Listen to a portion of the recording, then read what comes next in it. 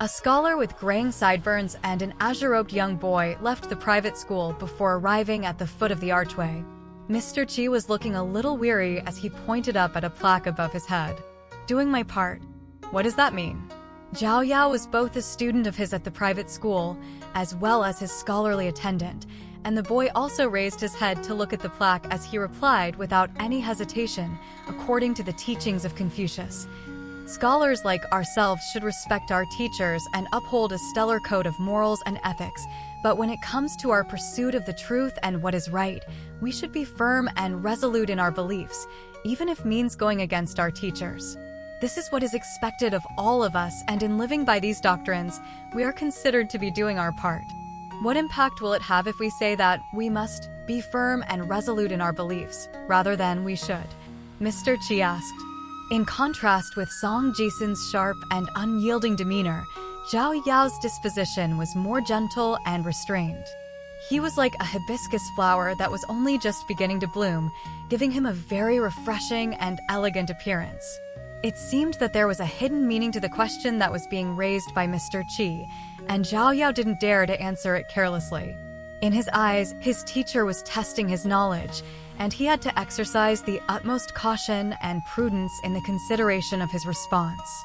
An amused smile appeared on Mr. Qi's face at the sight of Zhao Yao's solemn and serious expression. He patted the young boy on the shoulder as he said, "Don't be so nervous. That was just a question that I decided to ask you on a whim.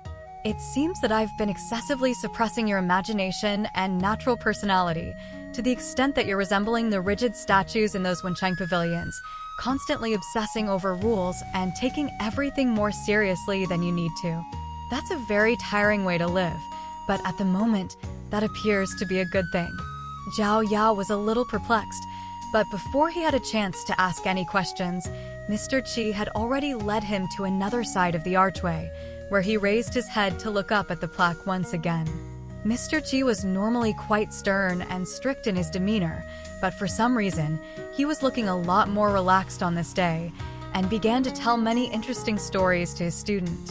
At the time, the one who inscribed the idiom of "doing my part" on this plaque was considered to be the #1 calligrapher under the heavens, and he stirred up many debates, such as the fundamental conflict between structure and freedom of expression, as well as the merits of calligraphy from past and present eras. To this day, those debates still haven't been settled. Spirit, method, meaning, form. Those are the 4 fundamental elements of calligraphy. For many years, this man reigned supreme in all aspects of calligraphy, completely dominating all of the other calligraphy masters of his time. As for the idiom, "comply with the natural order," there's an interesting story behind that as well. If you look closely, you'll find that even though the technique, structure, and expression of the 4 characters are all very similar, in reality, each character was inscribed by a different Taoist master. At the time, there were 2 of them who were exchanging letters back and forth, arguing about which character would be assigned to them. Both of them wanted to inscribe the more profound of the 2 characters, while neither of them was willing to settle for the more mundane of the 2. After that, Mr. Qi led Zhao Yao over to the plaque that bore the idiom of "refrain from looking outward." Mr. Qi looked around with a solemn expression, then said, "The private school that you were studying at will soon be without a teacher, and it'll either be closed down by the affluent families who funded it, or it'll be demolished and have its place taken by a small Taoist temple or a Buddha statue. Perhaps the place will be overseen by a Taoist priest or a monk for year after year until the cycle of 60 years comes to an end. During that time, perhaps the overseer will be replaced 2 or 3 times to avoid arousing suspicions from the town's residents, but that'll be nothing more than a crude cover-up to deceive everyone." Having said that, if anyone could unleash even the tiniest of mystical abilities here, in the outside world, that would be equivalent to an almighty feat capable of shaking the very heavens. At the end, Mr. Qi's voice had become so quiet that Zhao Yao was unable to hear him clearly, even though they were standing right next to one another. Mr. Qi sighed as he said in a slightly resigned and weary voice, "There were many secrets that couldn't be revealed previously, but now they're becoming more and more insignificant. However, as scholars, we can't just go back on our words so easily. Besides, if I, Qi Jingjun, were to be the first one to break the pre-established rules, then that would be no different from tarnishing something that I'm meant to be preserving, and that would be far too abhorrent a deed. Zhao Yao suddenly mustered up some courage as he said, "Sir, I know that you're not an ordinary person, and this town isn't an ordinary place, either." "Oh, tell me why you think that," Mr. Qi prompted with an intrigued smile. Zhao Yao pointed at the imposing stone archway as he said, "There are a lot of really strange things here, like this place, the Iron Lock Well on Apricot Blossom Alley, the covered bridge, the old locust tree, the leaves of the peach trees on Peach Leaf Alley, and Guyu tags and Chang'an tags that are put up on Fortune Street every year. How are those things strange? You've grown up here your entire life and never left the town.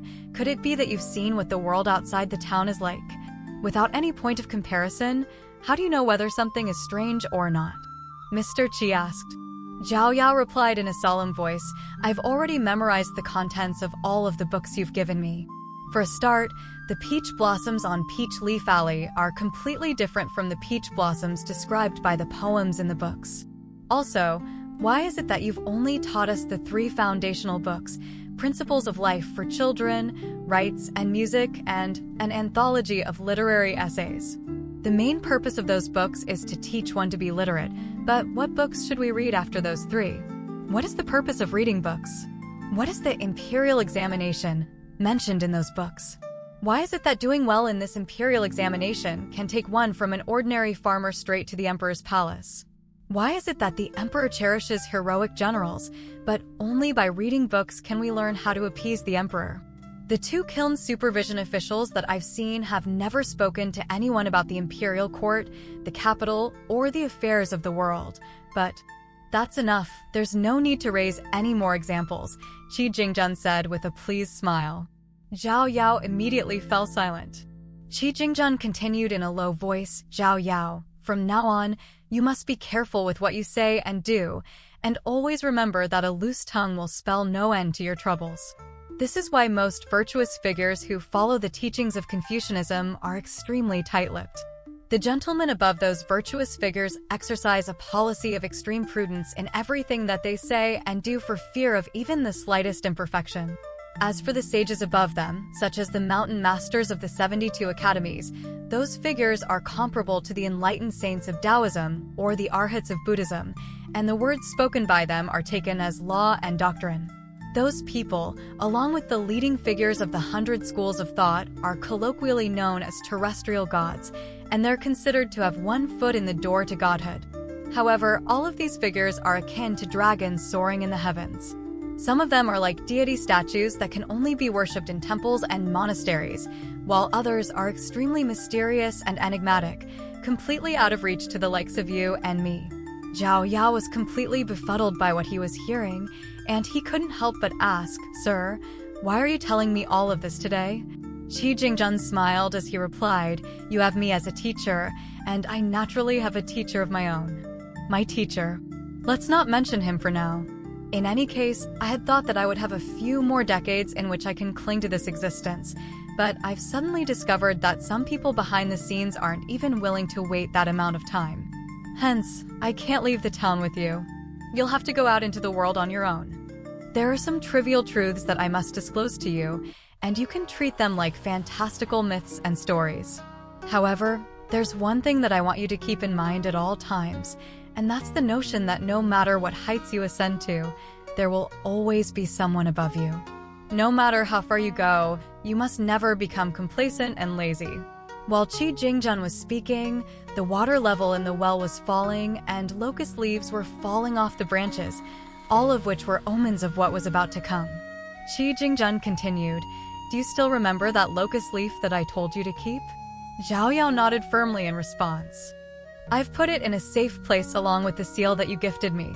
How could there possibly be any leaves that could still remain so green and vibrant even after falling from the branches to which they were attached? There are thousands of people in this town, but very few of them have received such a blessing. I suggest you take out that locust leaf and inspect it often. Perhaps it'll present you with a fated opportunity in the future. Aside from that, during these past years, I've always instructed you to do good deeds and accumulate good karma in the town, to treat everyone you meet with respect and courtesy. You'll understand the reason for all of this someday. All of these seemingly trivial things will stack up over time, and ultimately, the reward that you reap may surprise you in its magnitude. Right at this moment, Zhao Yao noticed an oriole perched atop the stone archway, skipping around as it chirped incessantly. Qi Jingjun clasped his hands behind his back as he looked up at the oriole with a grim expression, but Zhao Yao wasn't able to spot anything amiss about it.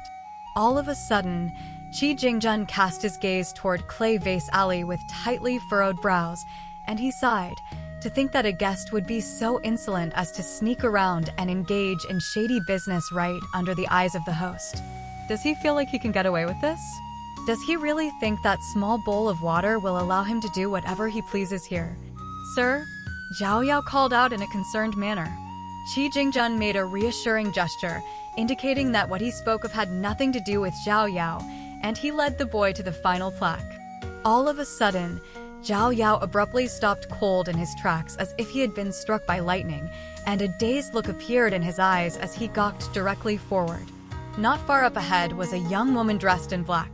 She wore a veiled hat that concealed her facial features, and she had a moderate figure that wasn't overly thin or excessively voluptuous. There was a long sword with a white scabbard and a saber in a green scabbard strapped to her waist. She was standing beneath the plaque that bore the idiom, "Unmatched aura," looking up at it with her arms crossed over her chest. Qi Jingjun was rather amused to see this, and he gently cleared his throat, but Zhao Yao continued to stare at the young woman in a dazed manner, completely oblivious to the fact that Qi Jingjun was issuing him a reminder that it was rude to stare. An amused smile appeared on Qi Jingchuan's face, and he didn't scold Zhao Yao, nor did he clear his throat again to try and draw the boy's attention. Instead, he merely allowed him to continue staring at the young woman, and the woman didn't appear to have sensed his gaze. She seemed to be particularly appreciative of the idiom that was inscribed on this plaque. In contrast with the formal and rigid regular script of the idioms inscribed on the other plaques, this was the only idiom that had been written in an informal script, giving it a much more free-flowing and unbridled appearance compared to the other three, which was why she had taken a particular liking to it. All of a sudden, Zhao Yao snapped back to his senses. As it turned out, Qi Jingjun had patted him on the shoulder, and he smiled as he said, "Zhao Yao, it's time for us to take our things from the school and return home." Zhao Yao blushed slightly with embarrassment as he hung his head and returned to the school with his teacher, and only then did the young woman slowly release the hilt of her saber. In the distance, Qi Jingjun teased, "I just saved your life back there." "What do you mean, sir?" Zhao Yao asked with a stunned expression. Qi Jingjun hesitated momentarily, then replied with a serious expression, "From now on, make sure to keep your distance if you see her." Zhao Yao was rather taken aback to hear this, and he was also feeling a little dejected. "Why, sir?" Qi Jingjun took a moment to ponder his response, then replied, "She is incredibly sharp, making her destined to be a sheathless sword." Zhao Yao wanted to say something, but decided against it. Qi Jingjun smiled as he continued, "Of course, no one can stop you from having a crush on someone in secret, not even the Buddha himself. Even for followers of Confucianism like ourselves, who abide by a strict collection of rules that govern our actions, our great sage and teacher, Confucius, only mandated that it was rude to stare at, speak of, eavesdrop on, and touch someone. Never did he say that it was rude to think of someone." In that instant, something inexplicable seemed to have come over Zhao Yao, and he loudly exclaimed, "She smells really good." In the instant that the words left his mouth, he was instantly rooted to the spot. Qi Jingjun was slightly annoyed. He wasn't angry, it was just that there was going to be some trouble afoot, and he instructed in a stern voice, "Turn around, Zhao Yao." Zhao Yao reflexively did as he was told, turning around so that his back was facing his teacher. Meanwhile, the young woman under the archway turned around with unbridled killing intent rising up from her body. She lowered her hands so that her thumbs came into contact with the hilts of her two blades, following which she began to take a series of small yet fast steps to build up some momentum. After about 4 or 5 steps, She abruptly exerted force through both her hands and feet at once, drawing both her long sword and her sleek saber simultaneously. At the same time, she sprang up from the ground, quickly gripping onto her blades before slashing them down without any hesitation. Her arms weren't particularly bulky or strong, but as she swung her blades through the air, two dazzling crescent-shaped streaks of light illuminated the space between her and the teacher and student duo. She wasn't using any mystical abilities or magical techniques. Her attack was simply incredibly fast. Qi Jingzhen wore a carefree expression, and he made no effort to take evasive measures. Instead, all he did was gently stomp a foot down onto the ground, sending a burst of ripples surging through the air. In the next instant, the young woman's body stiffened, and her killing intent became even more ferocious. Not only had her all-out attack completely failed to strike its target, she had appeared back at the same spot where she had first drawn her blades. Qi Jingzhen smiled as he replied, "It's commendable that you aren't holding back at all. As the saying goes, even a lion hunting a rabbit must do so with all its might." Having said that, while it's true that my disciple has caused some offense to you, surely his transgressions aren't punishable by death. The young woman feigned a deep and mature voice as she slowly sheathed her sword, holding her saber in one hand with the tip pointed directly at Qi Jingzhen as she said, "What you think doesn't matter to me. What matters to me is what I think. I'll do whatever I want, and if you want to stop me, you're free to try." As soon as her voice trailed off, she rushed forward rapidly once again, launching herself forward with such tremendous force that a pair of small potholes had instantly been stomped into the ground beneath her feet. Qi Jingzhen clasped one hand behind his back while holding his other hand in front of his own belly in the form of a loose fist, and he smiled as he said, "All martial arts techniques have their weaknesses, but speed alone is the be-all and end-all. Unfortunately for you, even though this world is on the verge of collapse, as long as it still hasn't collapsed yet, even the combined power of the 10 terrestrial gods has no better chance of defying my will than an ant does at moving a tree." In the next instant, the young woman once again inexplicably appeared around a dozen meters to the left of her target. After a brief moment of contemplation, she closed her eyes with a look of concentration on her face.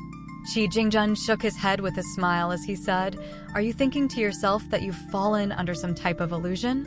This world is akin to the small thousand-fold worlds of Buddhism. Here I am." "Oh!"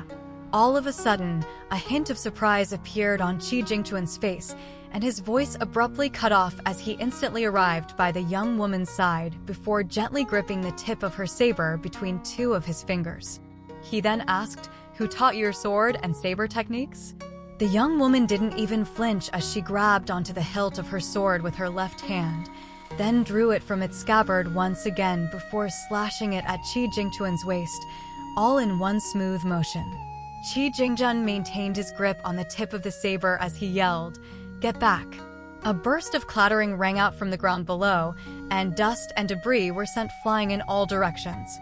Moments later, the dust settled to reveal the young woman. Her feet were positioned one in front of the other, and a rift had appeared on the ground, starting from directly in front of Qi Jingzhen and concluding directly beneath the young woman's feet, as if a plow had just dug through the earth. The young woman's hands were injured and bleeding profusely. Both her blades had been drawn, yet she had been disarmed in an instant.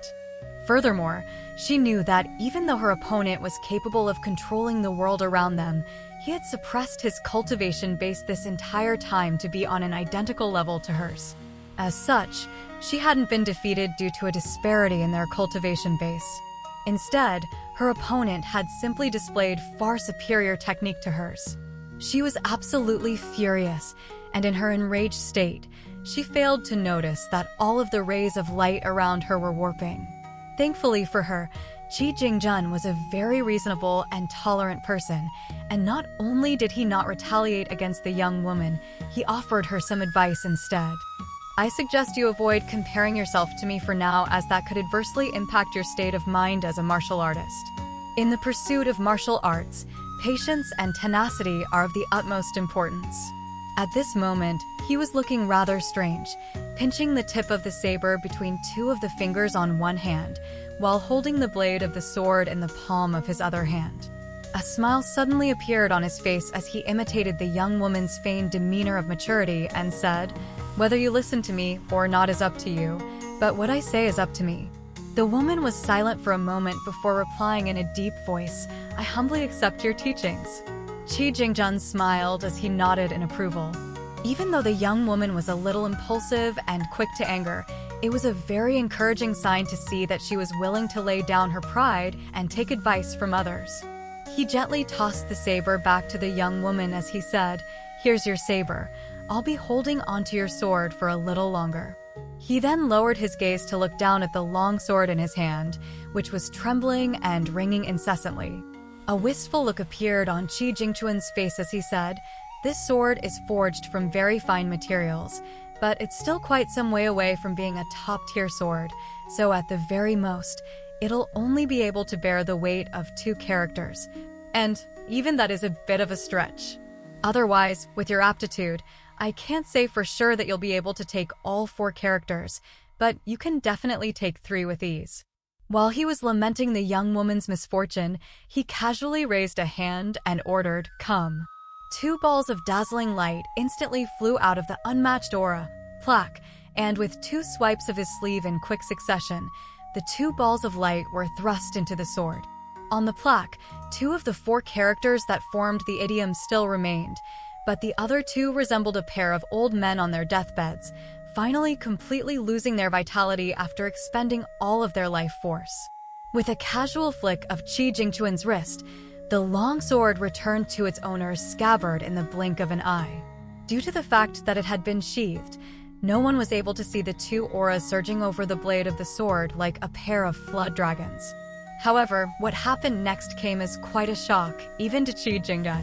The young woman slowly removed her sword along with its scabbard, then casually tossed them away so that the scabbard plunged into the earth, standing upright on its own on a slight slant. There was a resolute look in her eyes as she declared, "This is not the path of the sword that I'm pursuing." Qi Jingjun took a glance at the sword that had been discarded by the young woman, and a heavy sensation that he hadn't felt for a very long time welled up in his heart. He couldn't help but ask a question that was rather unbefitting of someone of his status. "Do you know who I am?" The young woman nodded, then shook her head.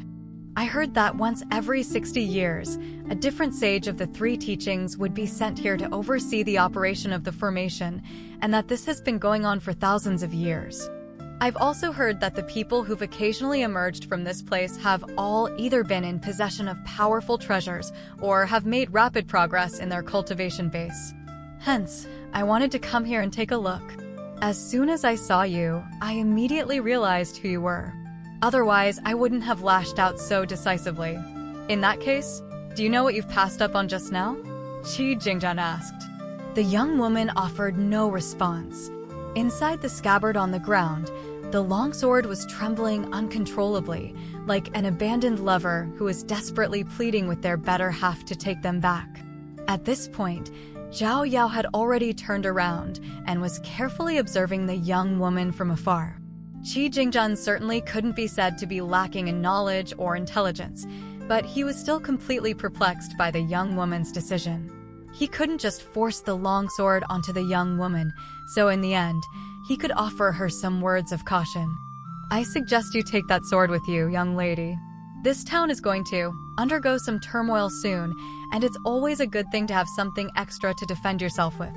The young woman turned and departed without saying anything, refusing to take the sword with her. Qi Jingjun could only heave a resigned sigh, then swept a sleeve through the air to send the sword plunging high up into one of the stone pillars of the archway. If anyone were to try and forcibly take the sword, he would be inevitably alerted, just as he had been aware of the sinister machinations that the old storyteller had been carrying out in secret. After accompanying Zhao Yao all the way from the private school to the Zhao Manor on Fortune Street, Qi Jingjun slowly made his way forward, and with each step that he took, barely detectable streaks of light would flash through the air in some obscure spots on either side of him. Qi Jingjun murmured to himself, "How strange. Where did that girl come from? Could it be that she's from an immortal family outside of this continent? After returning to the school, he sat in front of his desk, upon which was placed a jade tablet. The tablet was around 1.2 feet in length, and there was a mountain engraved onto each of its 4 corners, alluding to safety on all fronts. Inscribed on the surface of the tablet was a tightly packed passage of tiny text, encompassing over 100 characters. According to the teachings of Confucianism, only the ruler of a nation could be in possession of a regal tablet, so its existence was a testament to just how significant a place the town was. On the backside of the jade tablet, there were only 2 characters, and they were inscribed in a script that was quite formal and rigid, yet also full of flair and elegance. There was also a secret letter that had only recently arrived sitting on the desk. Tears welled up in Qi Jingtuan's eyes as he murmured to himself, "My esteemed teacher, please forgive your useless student. You've been subjected to humiliation for so long, yet I've been powerless to do anything." Qi Jingtuan cast his gaze out the window, and he didn't look particularly sorrowful or pleased, only a little lonely and dejected. "I have failed you, my teacher. I have been clinging on to life here for over a century, and now it's time for me to give up the life that I owe to you." Song Jisun pulled out an item from his large red chest before placing it onto the table, and no matter how much Fu Nanhua tried to disguise it, he was unable to hide the elation on his face. The object was a small and mundane-looking teapot with the word "mandrill" inscribed onto its underside. Song Jisun placed his hands onto the table, then leaned forward slightly with an expectant smile as he asked, "How much is this teapot worth?" Fu Nanhua reluctantly shifted his gaze away from the teapot as he raised his head. ND replied in a truthful manner, "If this was sold at a normal market, then it wouldn't even be worth a single tael of silver. But if you entrust it to me, I can sell it for an entire city." "How many tens of thousands of people will that city be able to hold?" Song Jisun asked. Fu Nanhua put up 3 fingers in response. Song Jisun nodded as he mused, 300,000. I see." Fu Nanhua faltered slightly upon hearing this before bursting into laughter. He had thought that Song Jisun would say 30,000. Over on Apricot Blossom Alley, there was a prudent middle-aged man who was crouched down beside the iron lock well, staring intently at the metal chain tied to the underside of the well winch, as if he were considering how to carry the chain away with him. The young woman wearing the black veiled hat was wandering aimlessly around the town. At this moment, only the saber in the green scabbard was strapped to her waist, and her hands had only been very roughly bandaged. She had only just made her way into a nameless alley when a certain object suddenly flew through the air, then stopped obediently behind her before ringing incessantly. The young woman's brows furrowed slightly, and she didn't even turn her head as she spat through gritted teeth, "Piss off." The longsword had flown all the way here after emerging from its scabbard, and it was so frightened that it really did fly back into the scabbard again. The prideful young woman and the obedient flying sword presented a rather odd pair. The young woman in black made her way deeper into the alley, occasionally coming across houses with large festive red lanterns hanging outside. In contrast with the other outsiders who had arrived in this town, the young woman didn't have the backing of any powerful clan or sect, nor was she accompanied by any stellar allies. She had made her way into the town all on her own. Not far away in the alley stood a brocade-robed young man with a green jade seal held aloft in both hands. The seal was around the size of a child's palm, and there were coiling dragons and crouching tigers engraved onto its surface. It was glowing radiantly under the light of the sun, and faint traces of light were visible within the seal. The brocade-robed young man was inspecting the prized treasure in his hands with his head raised and his eyes narrowed slightly in a look of entrancement. Beside him, a tall and broad old man was kneeling down on one knee, using his sleeve to carefully wipe at the dirt on his boots. The brocade-robed boy had already spotted the strange young woman out of the corner of his eye. Judging from her peculiar veiled hat, the saber strapped to her waist, and her firm and stable footsteps, it was clear that she definitely wasn't a local resident of the town. However, the brocade-robed young boy paid no heed to her and continued to carefully observe the antiquated jade seal. In fact, Deep down in his heart, he was even hoping that the young woman would be struck by the urge to try and take the treasure from him. Otherwise, he would be practically dying of boredom. Having obtained a pair of prized treasures, this trip was already far more fruitful than he anticipated. If he couldn't find something to do, then he would have to leave with his old servant, and he felt like it would be quite a pity to end the trip on such an uneventful note. For those who had been selected to come to the town, each of them carried 3 tokens that were placed in embroidered pouches. One of those pouches contained the toll that had to be given to the gatekeeper in order to be granted entry into the town. Regardless of the status of the gatekeeper, regardless of the condition of the town gate, even the ruler of a nation or the founder of a sect had to follow this rule upon coming here. The other 2 embroidered pouches signified that each of them was only permitted to take a maximum of 2 treasures to be taken out of the town. Outside of the maximum allotted quota of 2 treasures, regardless of whether one managed to collect 10 treasures or even 100, every single one of them had to be returned. The tokens in the pouches consisted of 3 special types of copper coins, one of which was used by the common folk to celebrate beam-raising ceremonies. Another was hung up with the peachwood charms in the imperial palace each year to welcome the arrival of spring, and the final type of coin was offered up to be placed on the palms of city god statues. These 3 types of coins were all referred to as copper coins, but in reality, they had been minted using gold essence, which was an extremely precious material. For the majority of the town's residents, even official silver was a very rare sight, let alone hefty bags of gold, so it was no wonder that these people were willing to sell their clan's prized treasures, some of which had already been passed down for generations. There were no official historical records of any of those 3 types of copper coins, and on the way here, the brocade-robed young boy had studied them intently, but was unable to find anything special about them. Up ahead, the young woman wearing the veiled hat continued directly onward, not even sparing a single glance at the brocade-robed boy and his elderly servant. All of a sudden, the brocade-robed boy changed his mind, stowing the jade seal into a cloth pouch that he had prepared earlier. He tied the pouch to his own waist, then remained standing directly in the middle of the alley, displaying no intention of moving out of the way.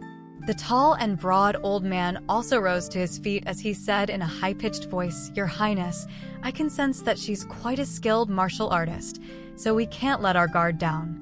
If we were outside this town, there would naturally be nothing to fear, but even as a pure martial arts practitioner like myself, my body is constantly being severely restricted and suppressed by this world.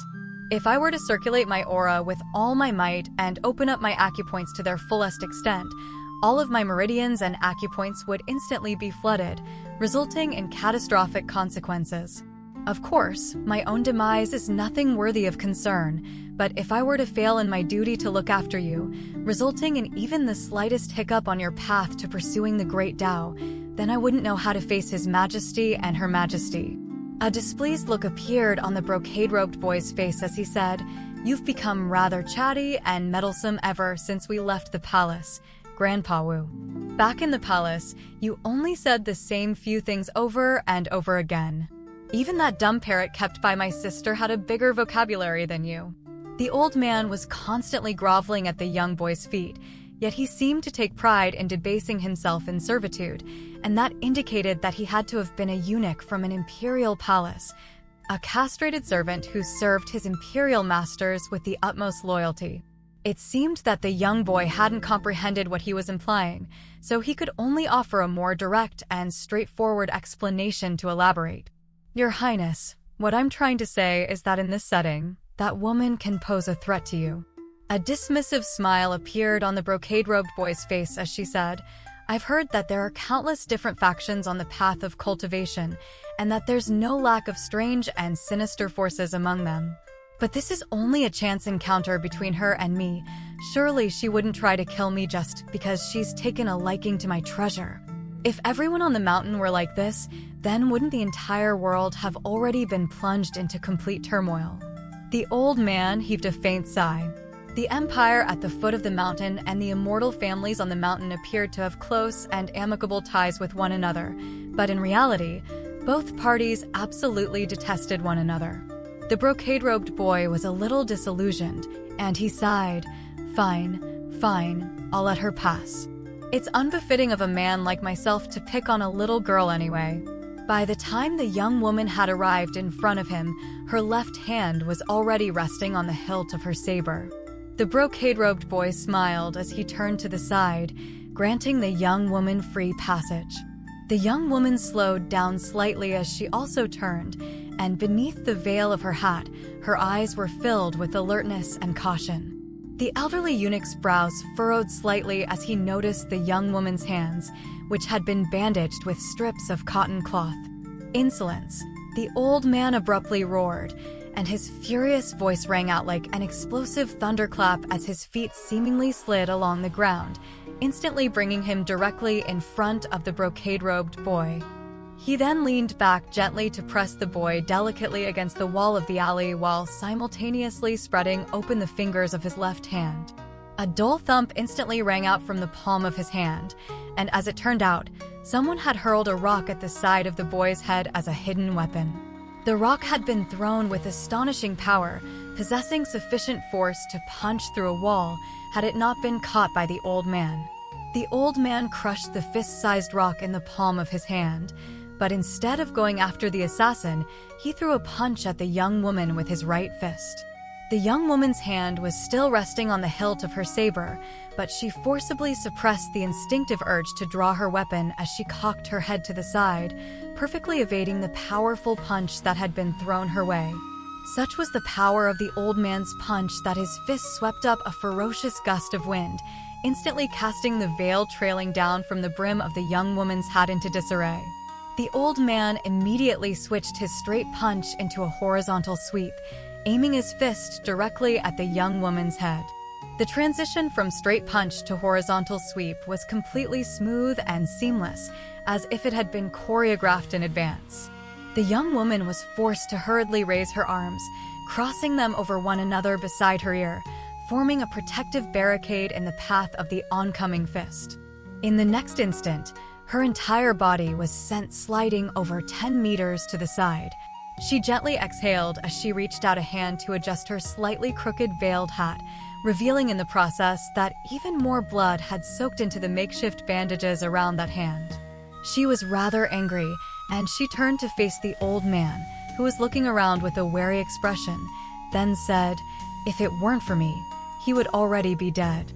The old man paid no heed to her, and as a seasoned eunuch who had a wealth of experience when it came to dealing with assassination attempts, he was already regarding the young woman as only the secondary threat present.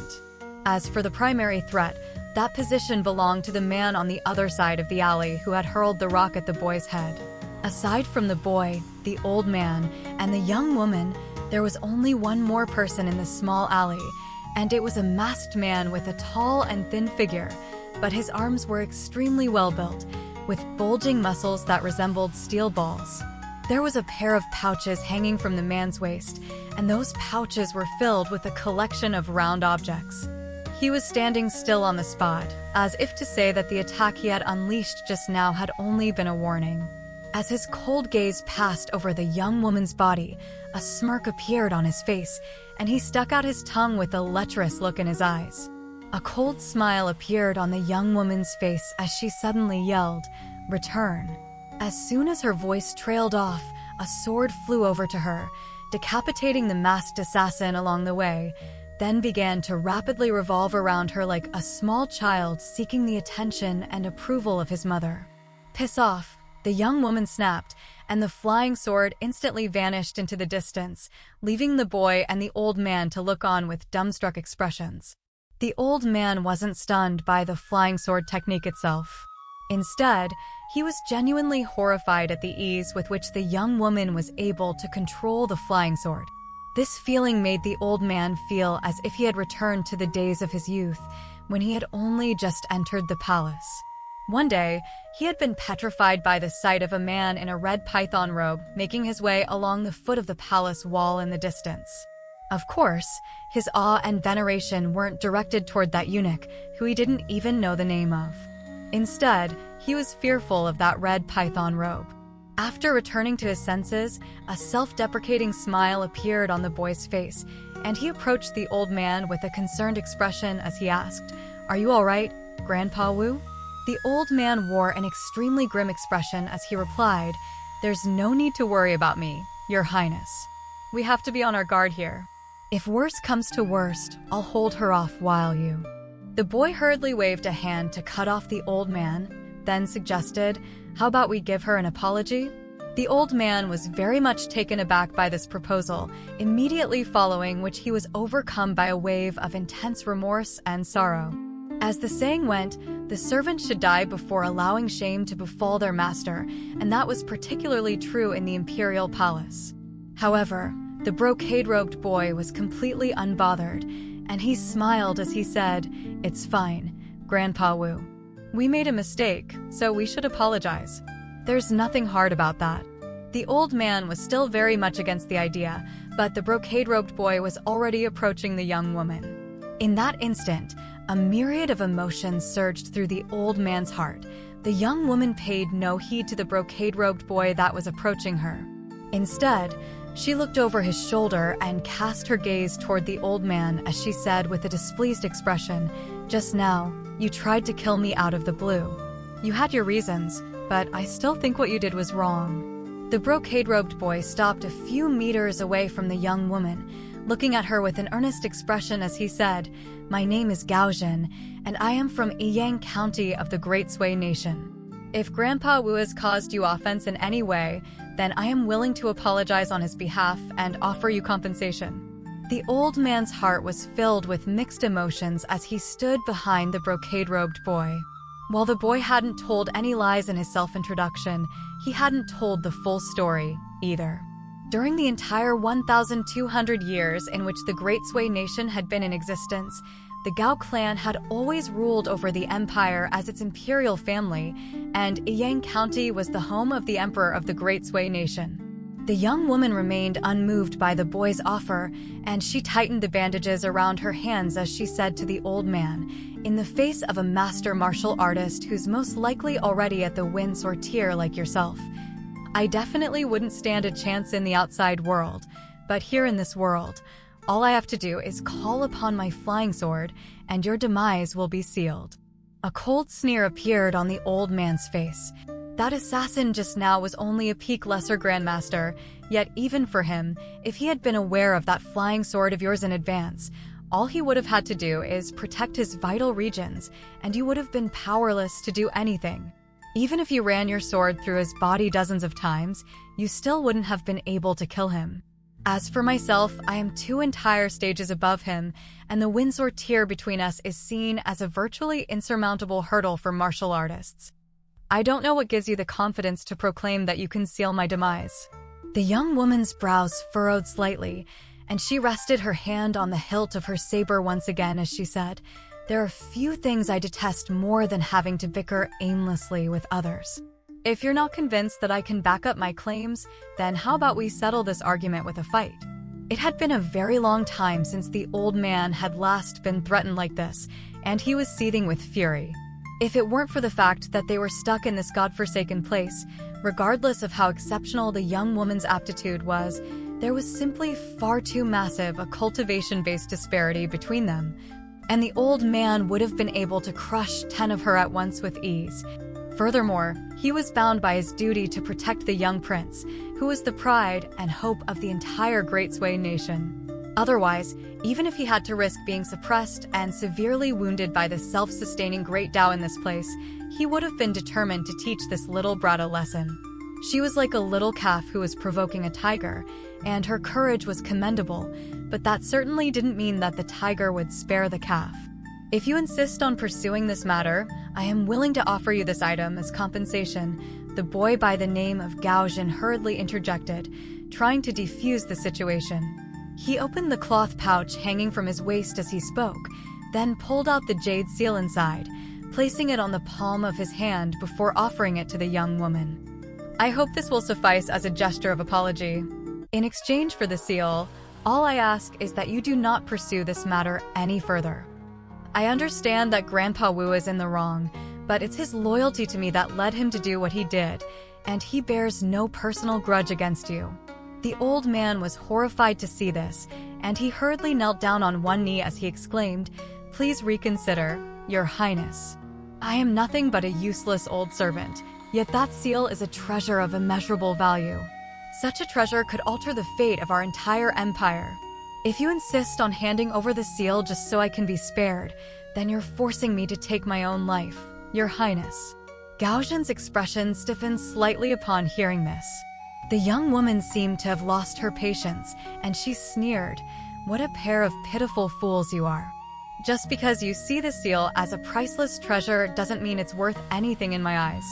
You can keep that thing for all I care. A righteous individual does not steal from others."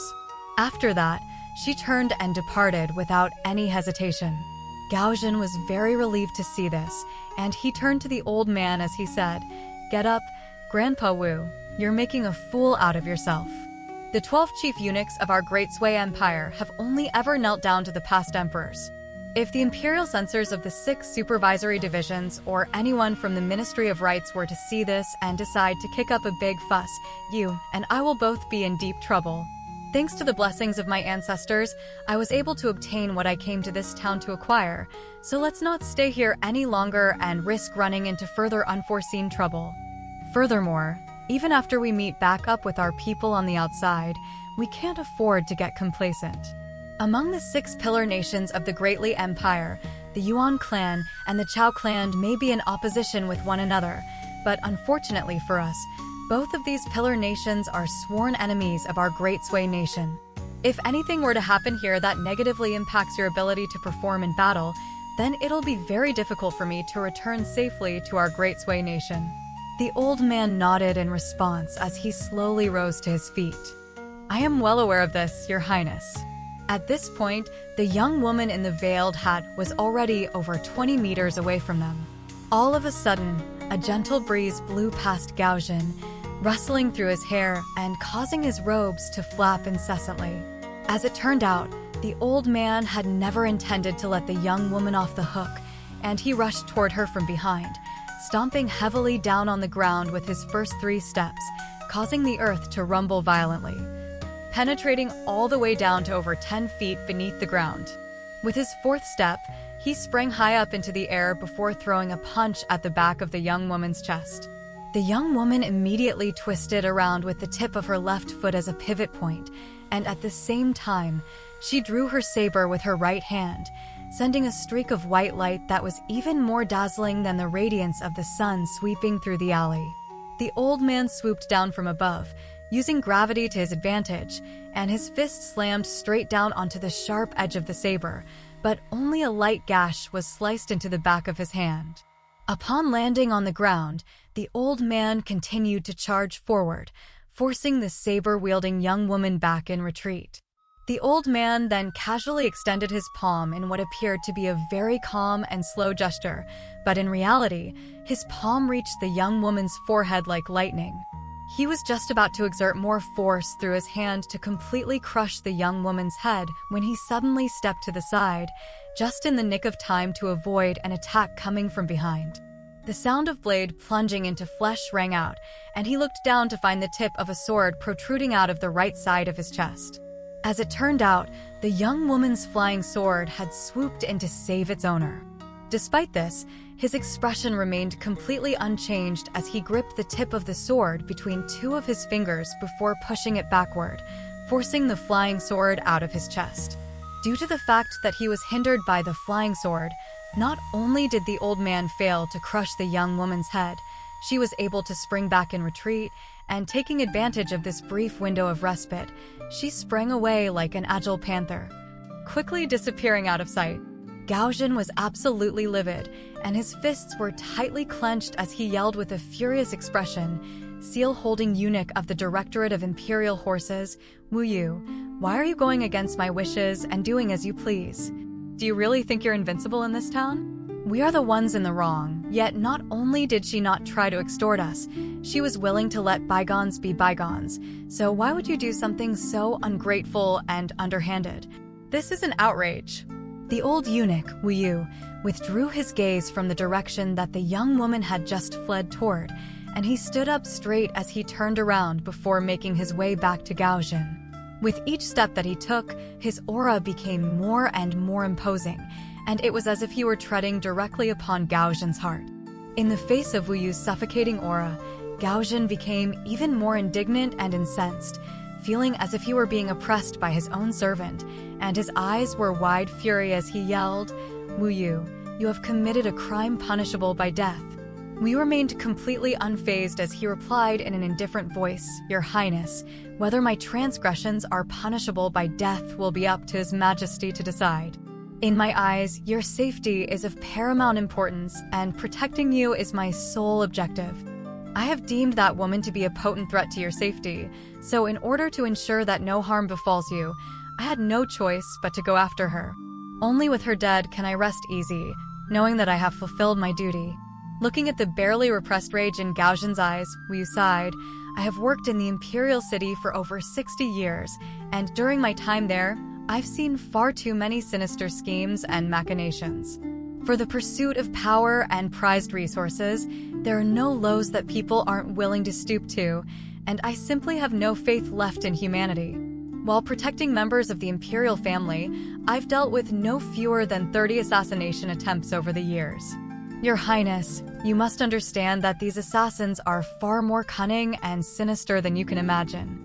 There are some who are so demented that they are willing to give up even their own lives for their cause, and it's impossible to imagine the lengths that they're willing to go to in order to achieve their objectives.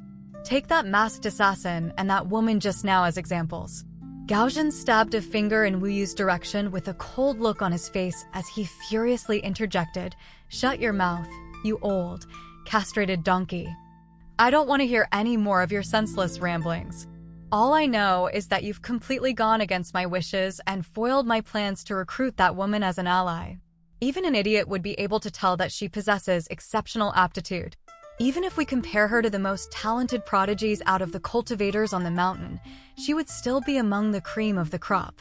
A prodigy of her caliber is exceedingly rare, even across the entire Eastern Treasured Vile continent, let alone our Great Sway Nation or the Great Li Empire.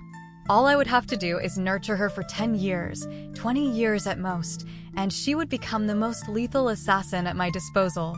With her at my side, no one would dare to stand against me, regardless of whether it be terrestrial gods or superior grandmasters in the martial arts. Don't ever forget that I, Gaozhen, will be the future heir to the Great Sway Nation's throne, and you're nothing but a castrated old geezer who will serve me until you die." Strangely enough, not only was Wu Yu not incensed by the scathing tirade directed at him, his eyes gradually lit up with a sense of gratification. After Gaozhen had finally gotten everything off his chest and was panting from exertion, Wu Yu smiled as he said, "Your Highness, there are some things that you've never experienced, so you're unaware of just how perilous and sinister human nature can be. However, you are the spitting image of His Majesty's younger self, and I couldn't be more proud to see how you've developed over the years." An awkward atmosphere descended upon the alley. After taking a moment to calm down, Gaozhen realized that he had severely overstepped his boundaries. He still hadn't been officially chosen to become the heir to the throne, yet he had just displayed the utmost disrespect to the seal-holding eunuch of the Directorate of Imperial Horses and one of the 3 gatekeepers of the Great Sway Imperial Palace. In addition to that, Wu Yu was an extremely trusted subordinate to Gaozhen's parents, the Emperor and Empress of the Great Sway Nation. With that in mind, Gaozhen was struck by a sense of remorse, but right as he was about to say something, Wu Yu smiled and said, "Your Highness, I know what you want to say, and I have this to tell you. Do not apologize to your servants.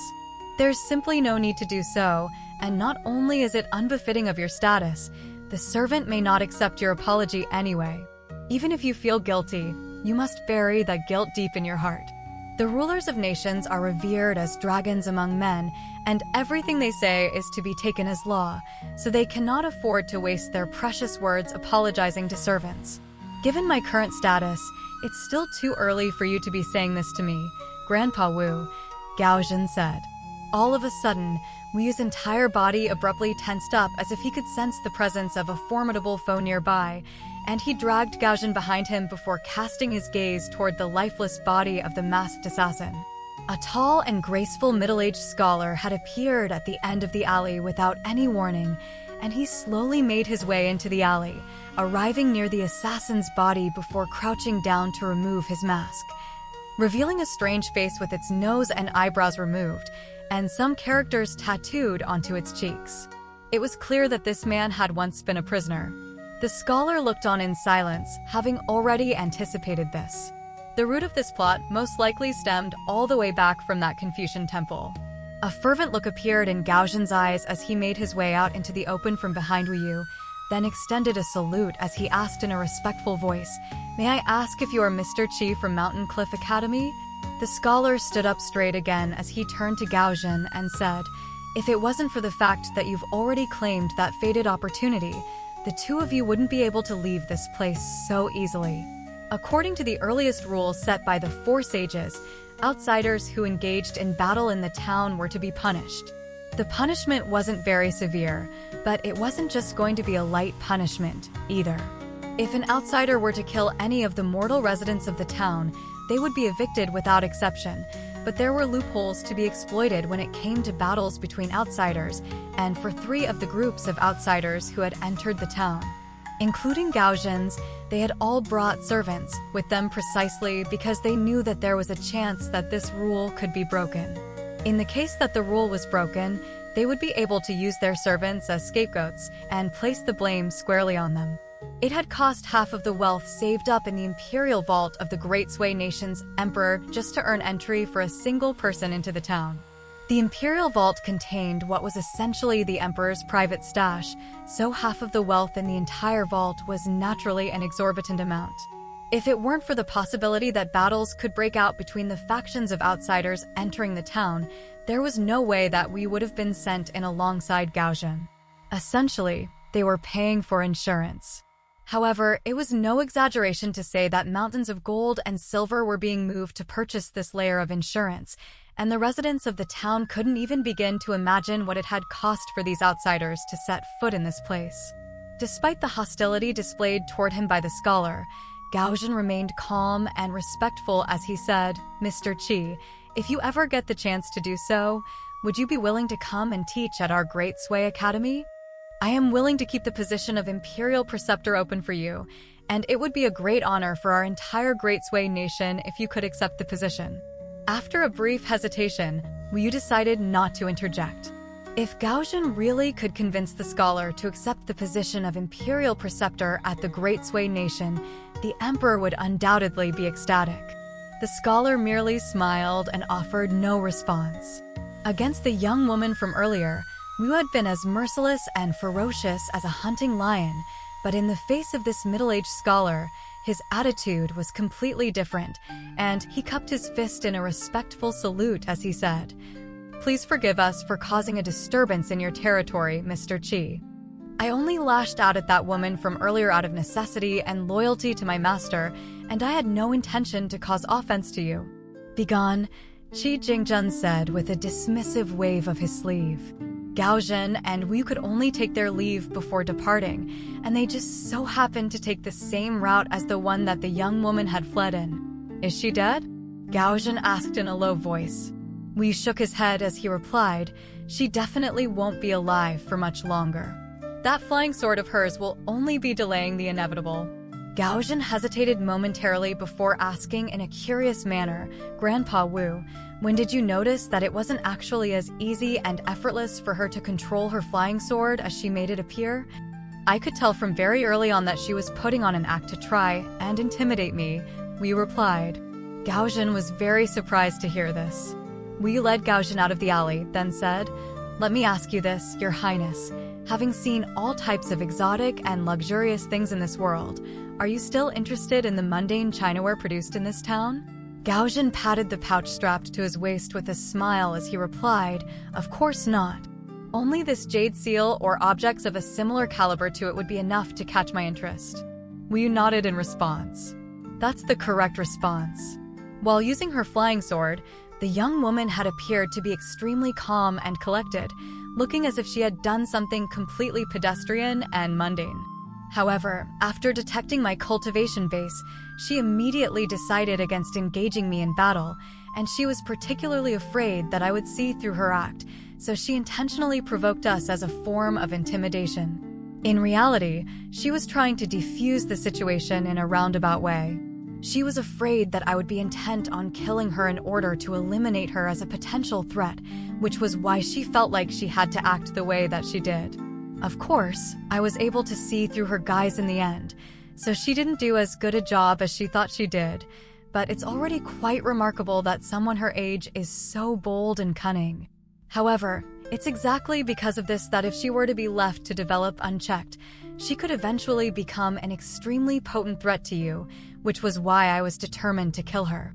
For a girl her age, it would have been no surprise for me at all to see her rush recklessly into battle without considering the consequences, but it's extremely abnormal that even in the face of the threat posed by me, she was able to remain so calm and calculating, killing that assassin in such a composed fashion before putting on quite a convincing act to try and fool me.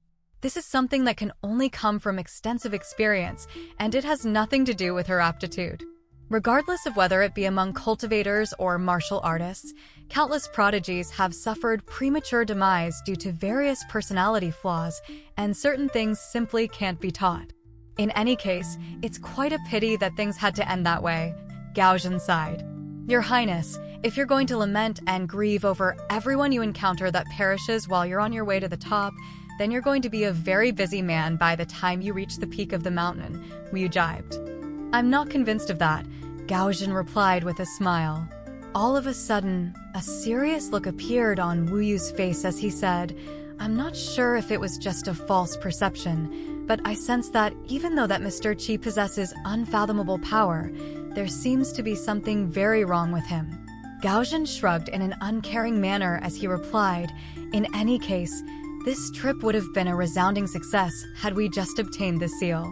Who could have anticipated that this seal would be completely insignificant compared with the other treasure that we obtained? We've already gotten far more than we came here for, so we should be more than satisfied. Now that I mention that golden carp, I can't help but think of that boy. Are you thinking about giving him a further reward as a gesture of gratitude if the opportunity arises in the future? Wu Yu asked with a smile. Gaozhen shook his head in response. Not at all. I'm just lamenting over that pouch of copper coins that I gave him. Wu Yu couldn't help but burst into laughter upon hearing this. It seemed that the Great Sui nation was going to have a very miserly and conservative emperor in the future. There was a peaceful alley in the town that led from the north to the south, and only the sound of rolling cartwheels could be heard. The cart was being pushed by a young Taoist priest with a lotus flower hat on his head, and he had packed up his stall very early on this day. All he wanted was to return home as quickly as possible without any mishaps arising along the way. All of a sudden, a slender figure in black suddenly stumbled out from another alley intersecting with this one. She then leaned her back against the wall and slowly moved along it, reaching a hand under the light veil hanging from her hat to clasp a hand over her own mouth, while raising her other hand to point at the young Taoist priest. The Taoist hurriedly lowered his head as he quietly chanted to himself, "You can't see me, you can't see me. May the Buddha and the Bodhisattva shower me with their blessings." He was a Taoist priest, yet in an atrocious act of blasphemy, he was praying to the Buddha and the Bodhisattva as opposed to the three pure ones of Taoism.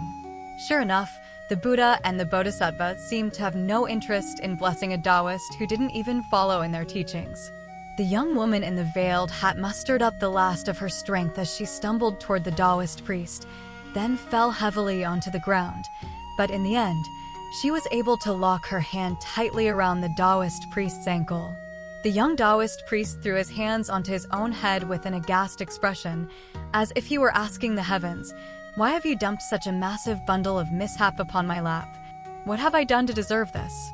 For all these years, I've been traveling to all parts, embarking on arduous journeys, often being bitten by dogs even as I'm just walking along the street, minding my own business. My life is already difficult enough without this. Curse you, Gao clan of the Great Sui nation and that old dog of a eunuch. I'm nowhere near strong enough to be able to handle such a burden."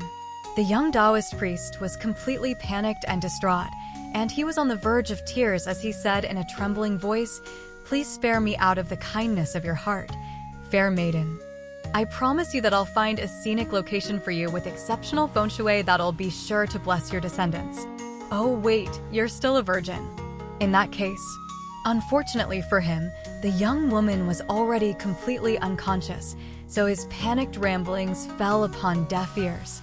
The young Taoist priest looked around to ensure that there was no one nearby, then crouched down to pry the young woman's fingers loose from his ankles. All of a sudden, the flying sword hurtled directly toward him, stopping no more than 3 inches away from his glabella.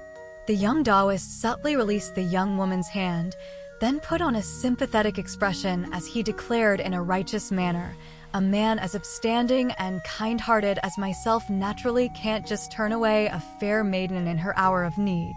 The Taoist priest then sat down with his legs crossed, and a troubled look appeared on his handsome face. But the problem is, where am I going to take her? The flying sword immediately advanced an inch further, bringing it to no more than 2 inches away from the Taoist priest's glabella. The Taoist priest patiently explained, "In order to save your owner, I require a helper. Go to the old locust tree and fetch one of its leaves for me so that I can ensure that she survives until I can get her the help that she needs. Your owner is a special case, so I have to take extra care in saving her so I don't accidentally hinder her future in cultivation. What have I done to deserve being thrown into this mess?" The tip of the flying sword was trembling slightly, as if it were hesitating about how to proceed. "Hurry up! The sooner you come back, the sooner we can treat your owner. If you delay for too long, we'll all be screwed," the Taoist priest snapped. The flying sword vanished in the blink of an eye, leaving the Taoist priest to murmur to himself alone in a furious voice, "There have to be mutual feelings for a relationship to blossom, yet that bastard, Qi Jingjun, is going around assigning couples as he pleases without any regard for the consequences." The Taoist priest rested his cheek on his palm while counting on the fingers of his other hand to read the fortune of the young woman on the ground before him. "Let me see who I can send you that'll both ensure your survival, while also sparing that person from a premature demise. The Liu clan won't do. The Zhao clan isn't suitable either. The Song clan." Right as the Taoist priest was speaking to himself, the door god visages plastered on all of the doors in the Song Manor on Fortune Street suddenly became completely devoid of luster in unison, and plumes of smoke that were invisible to the naked eye were rising up into the air. Deep inside the manor, a barefoot old man pushed open the door of his room, then stormed out into the courtyard as he yelled, "Which bastard is plotting the downfall of our Song clan? Come out and fight me right now." The Taoist priest cleared his throat as he continued musing to himself, "The Liu clan on Fortune Street seems to be capable of weathering this storm. Perhaps I should go to them." Right at this moment, a series of cracks abruptly appeared without any warning on the family plaque that had been passed down for over 1,000 years in the Liu clan. An old woman thumped her dragon cane heavily down onto the ground as she challenged in a deep and resonant voice, "Who goes there? Come out and face me." The young Taoist priest pretended as if nothing had happened as he continued, "Let's go to the Wei clan on Peach Leaf Alley instead. The Wei clan has clearly done many good deeds and accumulated a great deal of good karma, so they'll definitely be the right people to turn to." Shortly thereafter, the furious voice of an elderly man was transmitted to the private school through a secret technique. "Qi Jingjun, are you just not going to do anything about this? If you can't do anything about him or are too afraid to intervene, then hurry up and piss off so Wan Qiong can take your place and give that sneaky bastard what he deserves." "Hold on, I see what this is. You're trying to get back at me through that bastard, aren't you?" There was a man on the bank of the creek to the south of the covered bridge, and he was in the process of digging wells with some other people when he suddenly rose to his feet and turned to the south with his lips moving ever so slightly. A voice that resembled rumbling thunder instantly rang out above Fortune Street and Peach Leaf Alley. "That's enough. You are not to disrespect Mr. Qi, and I will not interfere in the matters of the town before Chuanfen arrives." Following the intervention of this authoritative voice, everyone immediately fell silent. Meanwhile, the culprit behind all of this, the young Taoist priest, was in the process of picking up the hand of the unconscious young woman on the ground before him. With his other hand, he took the locust leaf that had been brought to him by the flying sword, then placed the leaf onto the palm of her bloody and mangled hand. As soon as the locust leaf came into contact with the injuries on the palm of her hand, those injuries instantly melted away like snow and ice under the scorching sun. The Taoist priest mused to himself in amazement. Whenever I see the power of this world in action, I can't help but be. He scrambled to find a suitable adjective for what he was feeling for a while, but was unable to come up with anything that could fully encapsulate what he felt. In the end, he looked down at the young woman, who was looking very much worse for wear, and he still had no idea what to do with her.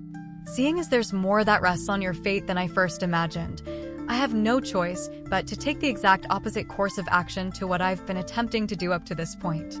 Out of the roughly 600 households in this town, all of them have had the aura of the secret realm rub off on them for generations, so it's a simple task for me to find someone blessed by fate and good fortune. But finding a penniless pauper here is even more difficult than trying to ascend to the heavens. It's the equivalent of sending me to the imperial court, but instead of asking me to find an official, you ask me to find a beggar. This simply seems to be a hopeless task. All of a sudden, a potentially suitable candidate sprang into the Taoist priest's mind, but instead of being elated by this find, he became even more aghast. And he closed his eyes as he thought about whether it was right to potentially bring more misfortune upon someone who already had nothing. After a while, he reopened his eyes as he sighed. In any case, the choice is up to you, and I definitely won't force you to take on this bundle of mishap against your will. If you're unwilling to accept such a burden, then I'll just have to bear it on my own. He then brought his palms together, much like a monk would, then prayed, "May the Almighty Buddha and the merciful Bodhisattva assist me in transcending this tribulation." Soon, the young Taoist priest wheeled his cart onto Clay Vase Alley, then stopped in front of a certain courtyard before knocking on its gate. "Is Qinping in there?" Placed in a corner of the cart was a long sword in a pristine white scabbard. The flying sword was lying within the scabbard in a sullen manner, as if it were silently expressing its displeasure toward the Taoist priest for bringing its owner to such a rundown place. The young Taoist priest had already made up a long-winded spiel in response to the inevitable question of "Who's there?" from Qinpingen, but to his surprise, the gate was quickly opened, and he didn't even have to announce his identity to the young boy inside. As one of the narrowest alleys in the entire town, the Taoist priest's cart couldn't just be left outside Qinpingen's yard, as it would present a major hindrance to everyone trying to walk through the alley. Thankfully, even though Qinpingen appeared to be quite thin and lacking in physical strength, he was much stronger than he looked, and it didn't take him much effort at all to help the Taoist priest move the rather heavy cart into his yard. Throughout this entire process, Qinpingen didn't say anything, and that left the young Taoist priest feeling rather awkward after he closed the gate of the yard behind him. It was like he had visited someone with the intention of borrowing money from them, only for the host to welcome him with open arms and exceptional hospitality, leaving him too ashamed to ask for money. It was always going to be an awkward situation regardless of what he said or did, so the young Taoist priest decided to simply come clean right away.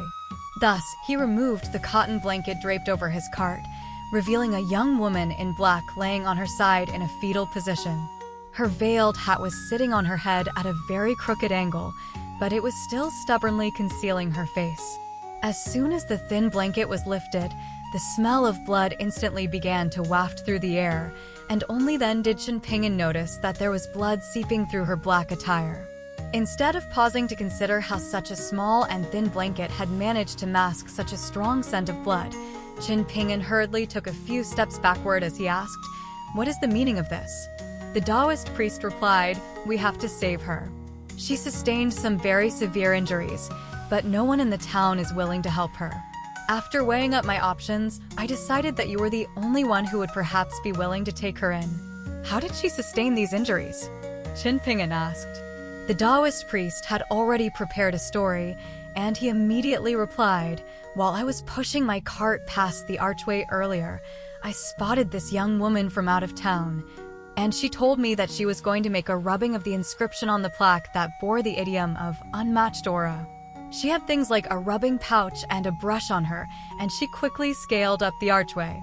The act of rubbing an inscription is, how do I put this?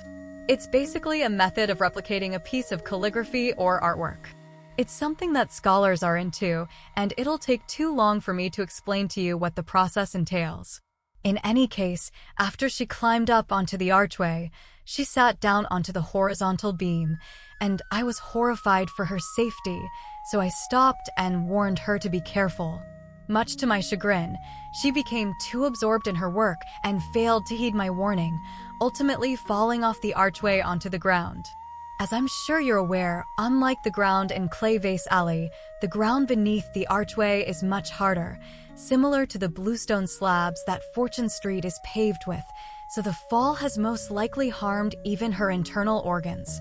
As a man of benevolence and upstanding character, I couldn't just leave her there. Wouldn't you agree?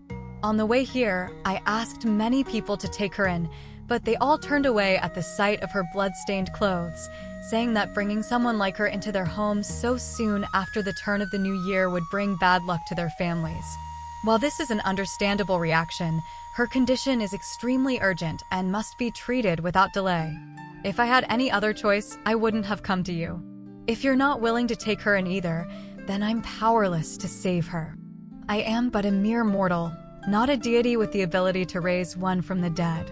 All I can do would be to accompany her in her final moments, and then find a place to bury her and erect a tombstone. The Taoist priest was intentionally speaking very quickly while telling his story and also slurring his words slightly, clearly trying to confound the young boy so that he would be swept along and agree to help before he had a chance to carefully consider the situation.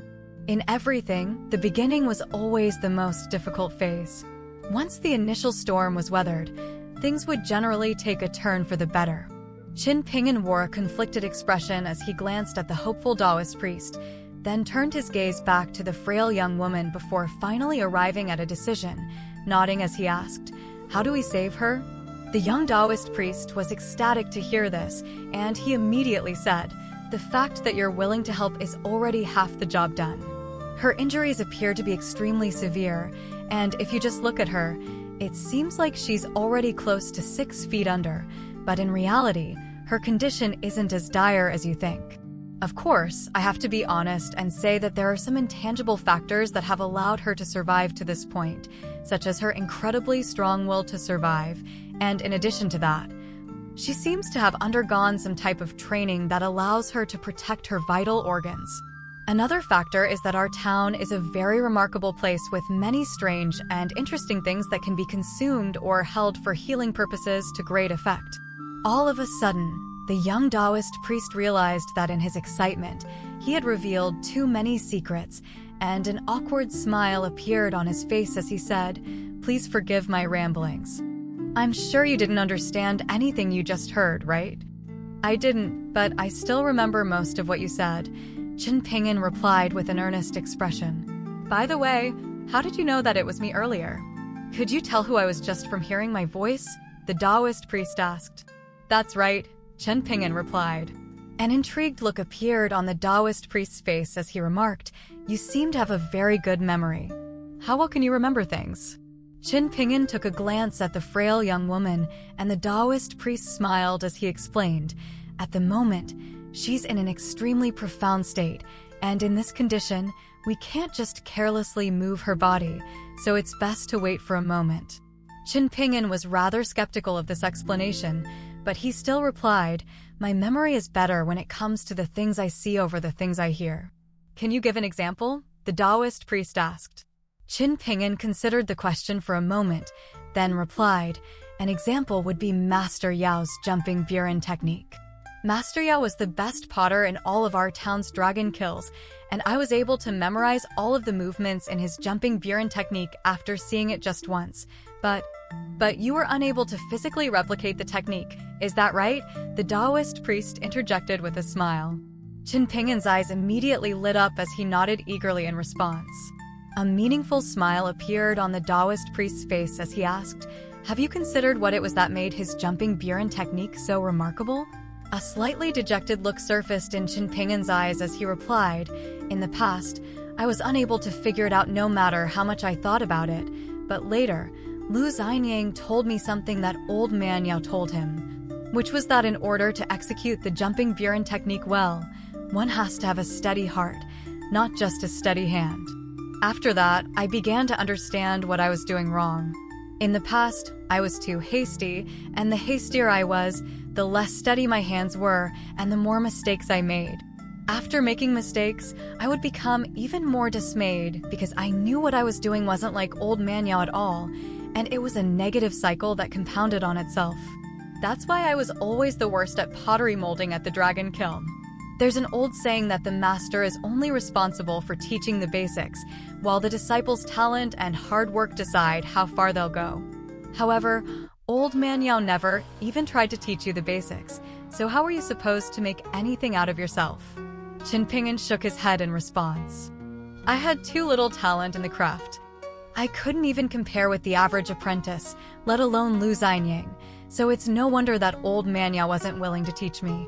The Taoist priest suddenly smiled as he asked, Qin Ping'an, do you know how difficult it is to reach a state where you can attain and consistently keep a steady heart? Do not be so harsh on yourself. However, Qin Ping'an still wasn't convinced, and he shook his head as he said, think about it this way then. I can say that I'm catching fish while standing in water that's less than knee-deep. While someone with exceptional swimming skills that dives deep into the water and holds their breath for a long time is also said to be catching fish. But these are two entirely different concepts. Wouldn't you agree? The young Taoist priest burst into laughter and offered no response to this. Instead, he suddenly said, we can begin saving her now. Qin Ping'an was rather dumbfounded by this sudden declaration, and the Taoist priest also faltered momentarily upon seeing this. What are you just standing there for? Carry her onto the bed in your room. What do I do after that? Qin Ping'an asked. Well, of course, you start by changing her into a set of clean clothes, then go to the medicine shop to grab a few medicinal ingredients that'll aid in her recovery. After that, you can leave everything to me, the Taoist priest replied. Are you sure she won't beat me to death after she wakes up? Qin Ping'an asked with a dark expression. There's no way that would happen. You are her savior. How could there possibly be someone in this world capable of turning on the one who saved their life? The Taoist priest replied in a categorical tone. Qin Ping'an offered no response to this. The Taoist priest cleared his throat, and he suddenly seemed to be a lot less sure of himself as he muttered, she probably wouldn't do that. Qin Ping'an heaved a faint sigh, then proposed, there's a girl by the name of Ji Gui living in the neighboring house. Can I ask her to come and help out instead? I'm afraid that won't do, and that's where the problem lies, the Taoist priest replied in a resigned manner. Qin Ping'an didn't persist with the idea, and he squatted down as he scratched his own head with tightly furrowed brows. The Taoist priest suddenly asked, isn't there anything you want to ask me? I may not be able to answer all of your questions, but I'll be sure to answer all of the questions that I can. Let's save her first. Qin Ping'an sighed as he rose to his feet. I couldn't have said it better myself, the Taoist priest said with a bright smile. At the same time, he surreptitiously swept a sleeve through the air, forcibly confining the young woman's flying sword to its scabbard. Qin Ping'an hoisted the young woman onto his back, then made his way into his house before gently placing her down onto his plank bed, which was covered by a thin blanket. The bed had only just been repaired after it had been snapped by Lu Xianying, and there was a bench tucked under the bed for support. The young Taoist priest made his way into the room behind Qin Ping'an, and he looked around to find that the walls were virtually completely bare. All of a sudden, he realized that he was forgetting something, and he gave himself a light slap on the forehead before making his way back outside to fetch some paper and a brush so he could write down the list of medicinal ingredients that he wanted Qin Ping'an to fetch. After returning to the room, the Taoist priest shook his head and intentionally refrained from looking in the direction of the plank bed, thinking to himself that Qin Ping'an was most definitely not going to have a good time after the young woman woke up. At this point, Qin Ping'an had already sat down on the edge of the bed and removed the young woman's veiled hat, revealing a pale face that was covered in blood. She was bleeding out of all of her facial orifices, and Qin Ping'an hurriedly rose to his feet upon seeing this before dragging a stool over to the bed. He then rushed to a corner of the room where there was a small wooden shelf that held all of his pots and pans. Beside the wooden shelf was a small water vat, which was covered by a wooden board to keep out the flies and mosquitoes. The vat was filled with water that had just been drawn from the iron lock well, and Qin Ping'an picked up a wooden tub and a gourd spoon before squatting down beside the water vat, quickly scooping water into the tub using the gourd spoon. After that, he draped a clean cotton cloth onto the edge of the tub, then carried it over to the stool by the side of the bed before wiping away the blood on the young woman's face. The Taoist priest turned to Qin Ping'an, then handed him a piece of paper.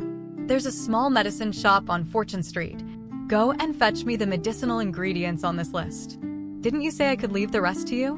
Qin Ping'an asked with a perplexed expression. The Taoist priest replied, "I did tell you to leave the rest to me, but only after you fetched the medicinal ingredients I asked for. Make sure to be careful on your way to the medicine shop and don't tell anyone what you're doing.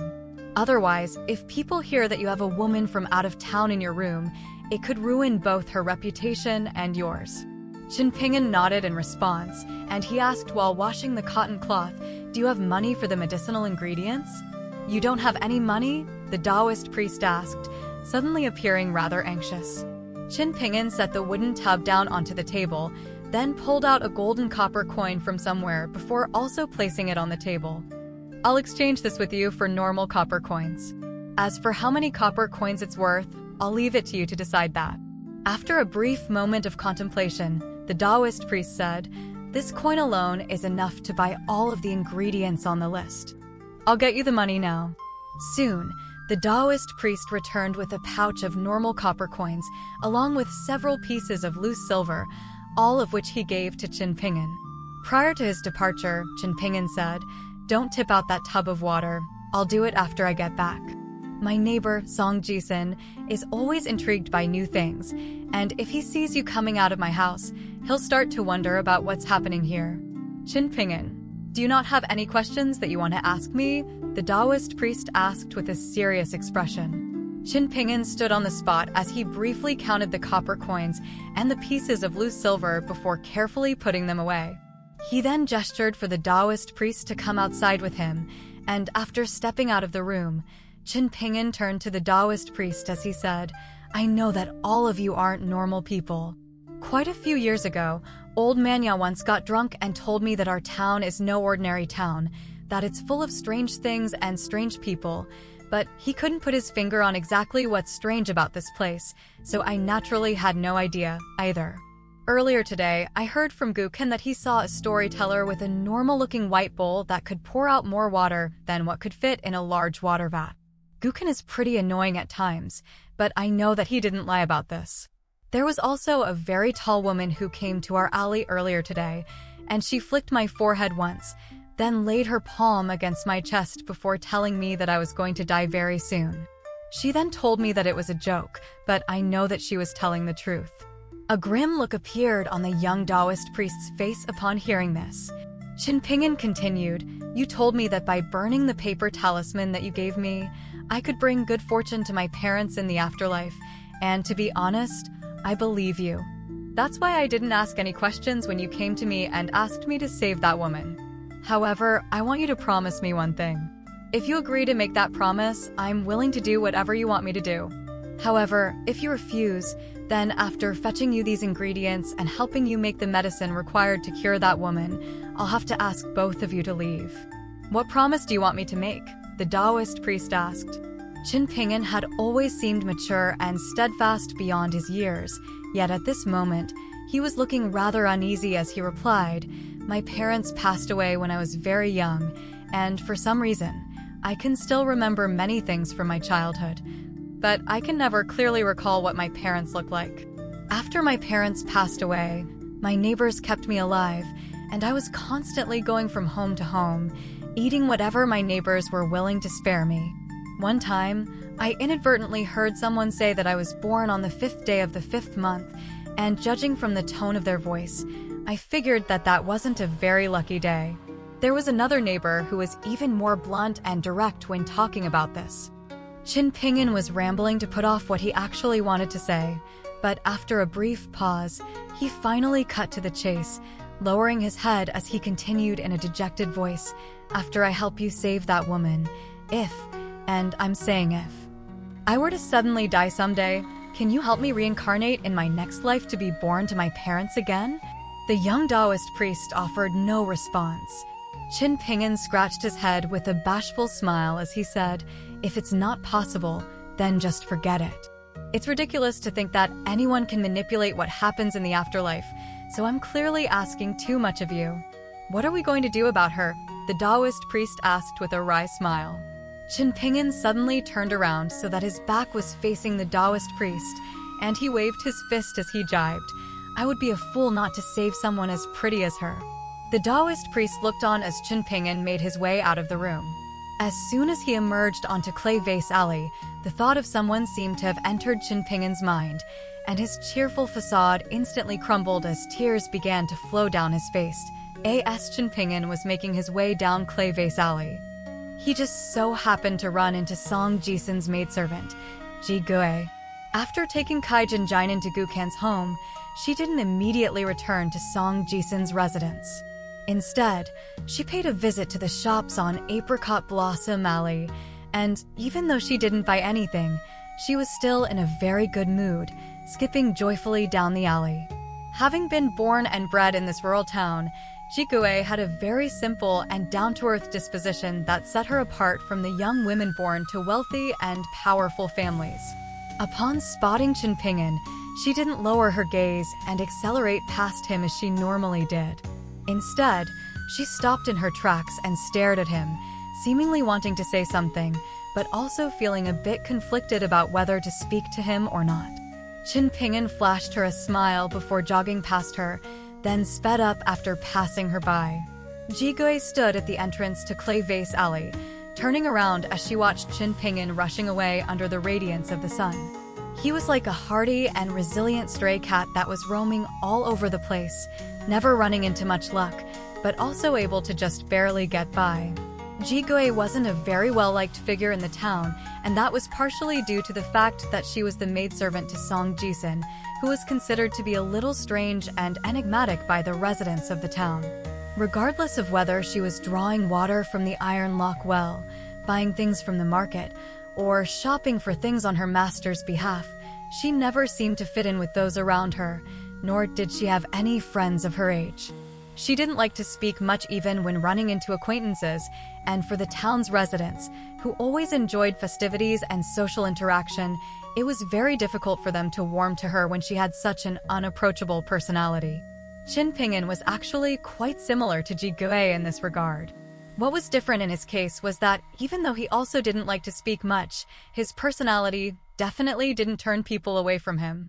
In fact, he was naturally very friendly and approachable, and he was like a smooth stone that didn't possess any sharp edges. It was only due to the unfortunate circumstances of his upbringing and the fact that he had gone to work at the Dragon Kiln from a young age that he wasn't all that close and familiar with his neighbors. Of course, in addition to that, all of his neighbors on Clay Vase Alley were also a little wary of his birth date, regardless of whether they were willing to admit it or not. According to the superstitions in the town, the 5th day of the 5th month was considered to be an ominous day during which the 5 poisons, namely centipedes, snakes, scorpions, geckos, and toads, all came out to spread disease and misfortune. That, in addition to the fact that his parents had passed away while he was still at a very young age, inevitably made it so that there was a negative stigma surrounding him. In particular, the old people who liked to gather under the old locust tree would always intentionally distance themselves from Qin Ping'an and encourage their grandchildren and great-grandchildren to do the same. However, whenever those children asked why they should stay away from Qin Ping'an, those old people would be unable to give an explanation. Right at this moment, a tall figure emerged from the alley, stopping beside Ji Gui. Ji Gui remained silent as she continued onward, studiously ignoring the tall figure. The man was none other than the schoolteacher, Qi Jingzhan, and he turned to walk alongside Ji Gui down Clay Vase Alley. A cold look appeared on Ji Gui's face, and she continued walking as normal as she said, "Is it not best for both of us to mind our own business and refrain from interacting with each other? Don't forget that you've held the upper hand prior to this, controlling this entire realm while I'm just a lowly servant residing here, so I've been forced to suffer in silence. But recently, something seems to have gone wrong at your seat of enlightenment. isn't that right? So right now, I am the one who's on the ascendancy while you're falling from grace. Qi Jingjun smiled as he said, Wangju. Forget it, I'll do as the townsfolk do and call you Jigui for now. Jigui, while you're blessed by heaven and earth and were born from the will of the world, do you really think that I have no way to subjugate you? Thousands of years ago, the four sages descended upon this place together to establish a set of rules that still stand to this very day. Did you think that they established those rules without leaving behind any ways to enforce them, and that they simply hoped that people would follow those rules of their own accord? You're nothing but a frog trapped at the bottom of a well, oblivious to the fact that the world is far more vast than what you can see out of the opening of the well. Jigui's brows furrowed slightly as she scoffed. Don't try to intimidate me with your words, Mr. Qi. I am not my young master, Song Jisun, and I have no interest in hearing you spout your pretentious nonsense, nor have I ever believed what you've had to say. Why don't you stop talking in circles and tell me exactly what it is that you want? Whether it be a fight to the death or a peaceful resolution, I can accept anything. I advise you to rein in your greed and desires after you leave this place. If you focus only on short-term gains without any regard for long-term implications, the consequences of your actions will be detrimental to everyone. In particular, once you embark with him on the journey of cultivation, regardless of whether you become Dao partners or not, you should restrain yourself and refrain from being excessively overbearing. This is not a threat, it is simply a piece of friendly advice that comes straight from the heart on the cusp of my departure. As aforementioned by Jigui, Qi Jingjun was the master of this realm, while she was only a maidservant that resided in it. But not only was she not displaying any sign of inferiority in Qi Jingquan's presence, it almost seemed as if she were the preeminent figure of the two. A mocking sneer appeared on her face as he scoffed, a piece of friendly advice? For thousands of years, high and mighty cultivators like yourself have treated this place like a plot of farmland, harvesting it for all it's worth year after year without remorse or apology. Why is it that all of a sudden, you're trying to extend an olive branch to a disgusting creature like myself? I've heard a saying from my young master that many of you like to preach, stating that those of a different race or ethnicity cannot be trusted. Isn't that right? If I look at it that way, I suppose I can't blame you. After all, Qi Jingjun continued onward, taking a step forward as a hint of a smile appeared on his face. Oh! After taking another step, Ji Gui's expression changed ever so slightly. All of a sudden, both of them had stepped into a place that was completely enshrouded in darkness that was so suffocating and absolute that one couldn't even see their own fingers held aloft before them. However, there were countless rays of light imbued with a mystical aura shining down from far above. It was as if they were situated at the bottom of a dark well, with golden sunlight spilling down through the opening of the well. Qi Jingjun wore an azure robe, and there were streaks of light revolving incessantly around him. A fierce look initially appeared on Ji Gui's face, but she quickly reverted back to a cold and wooden expression as she murmured, 60 years of Buddhist chants ringing out like thunder directly within my ears. 60 years of Tao talismans clinging to me tenaciously, tearing at my body with all their might. 60 years of righteous radiance encompassing the entire heavens, leaving me with no place to hide. 60 years of boundless sword chi churning incessantly, piercing through me at every turn. Every 60 years is one cycle, and I haven't had a single day of peace or respite for the past 3,000 years. All I want to know is where the so-called foundation of your great Tao lies. I can see everything you've written, and I can hear everything you say as you preach and educate others, but I'm still unable to find the answer that I'm looking for. She stared at Qi Jingjun in a transfixed manner, and in her eyes, he was simultaneously the unremarkable teacher in the impoverished small town, but also the vastly renowned Qi Jingjun of the Mountain Cliff Academy of Confucianism, a revered scholar that even the heir-to-be of the Great Sui nation had to treat with the utmost respect. A smile suddenly appeared on Ji Gui's face as she asked, "How are you going to teach me and guide me on the right path?"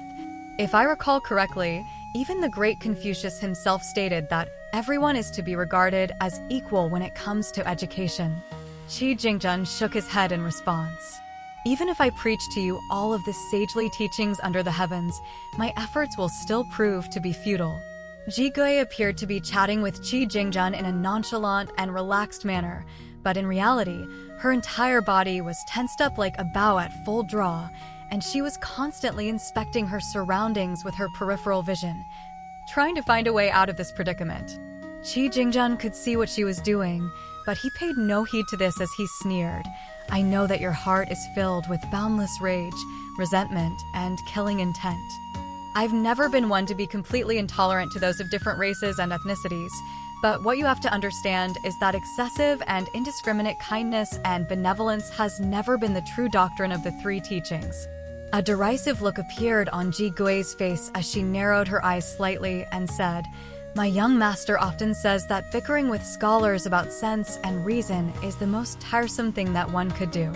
It seems that you weren't bluffing and you really are experiencing a brief resurgence before your demise. I presume you're even more fearsome in this state than before."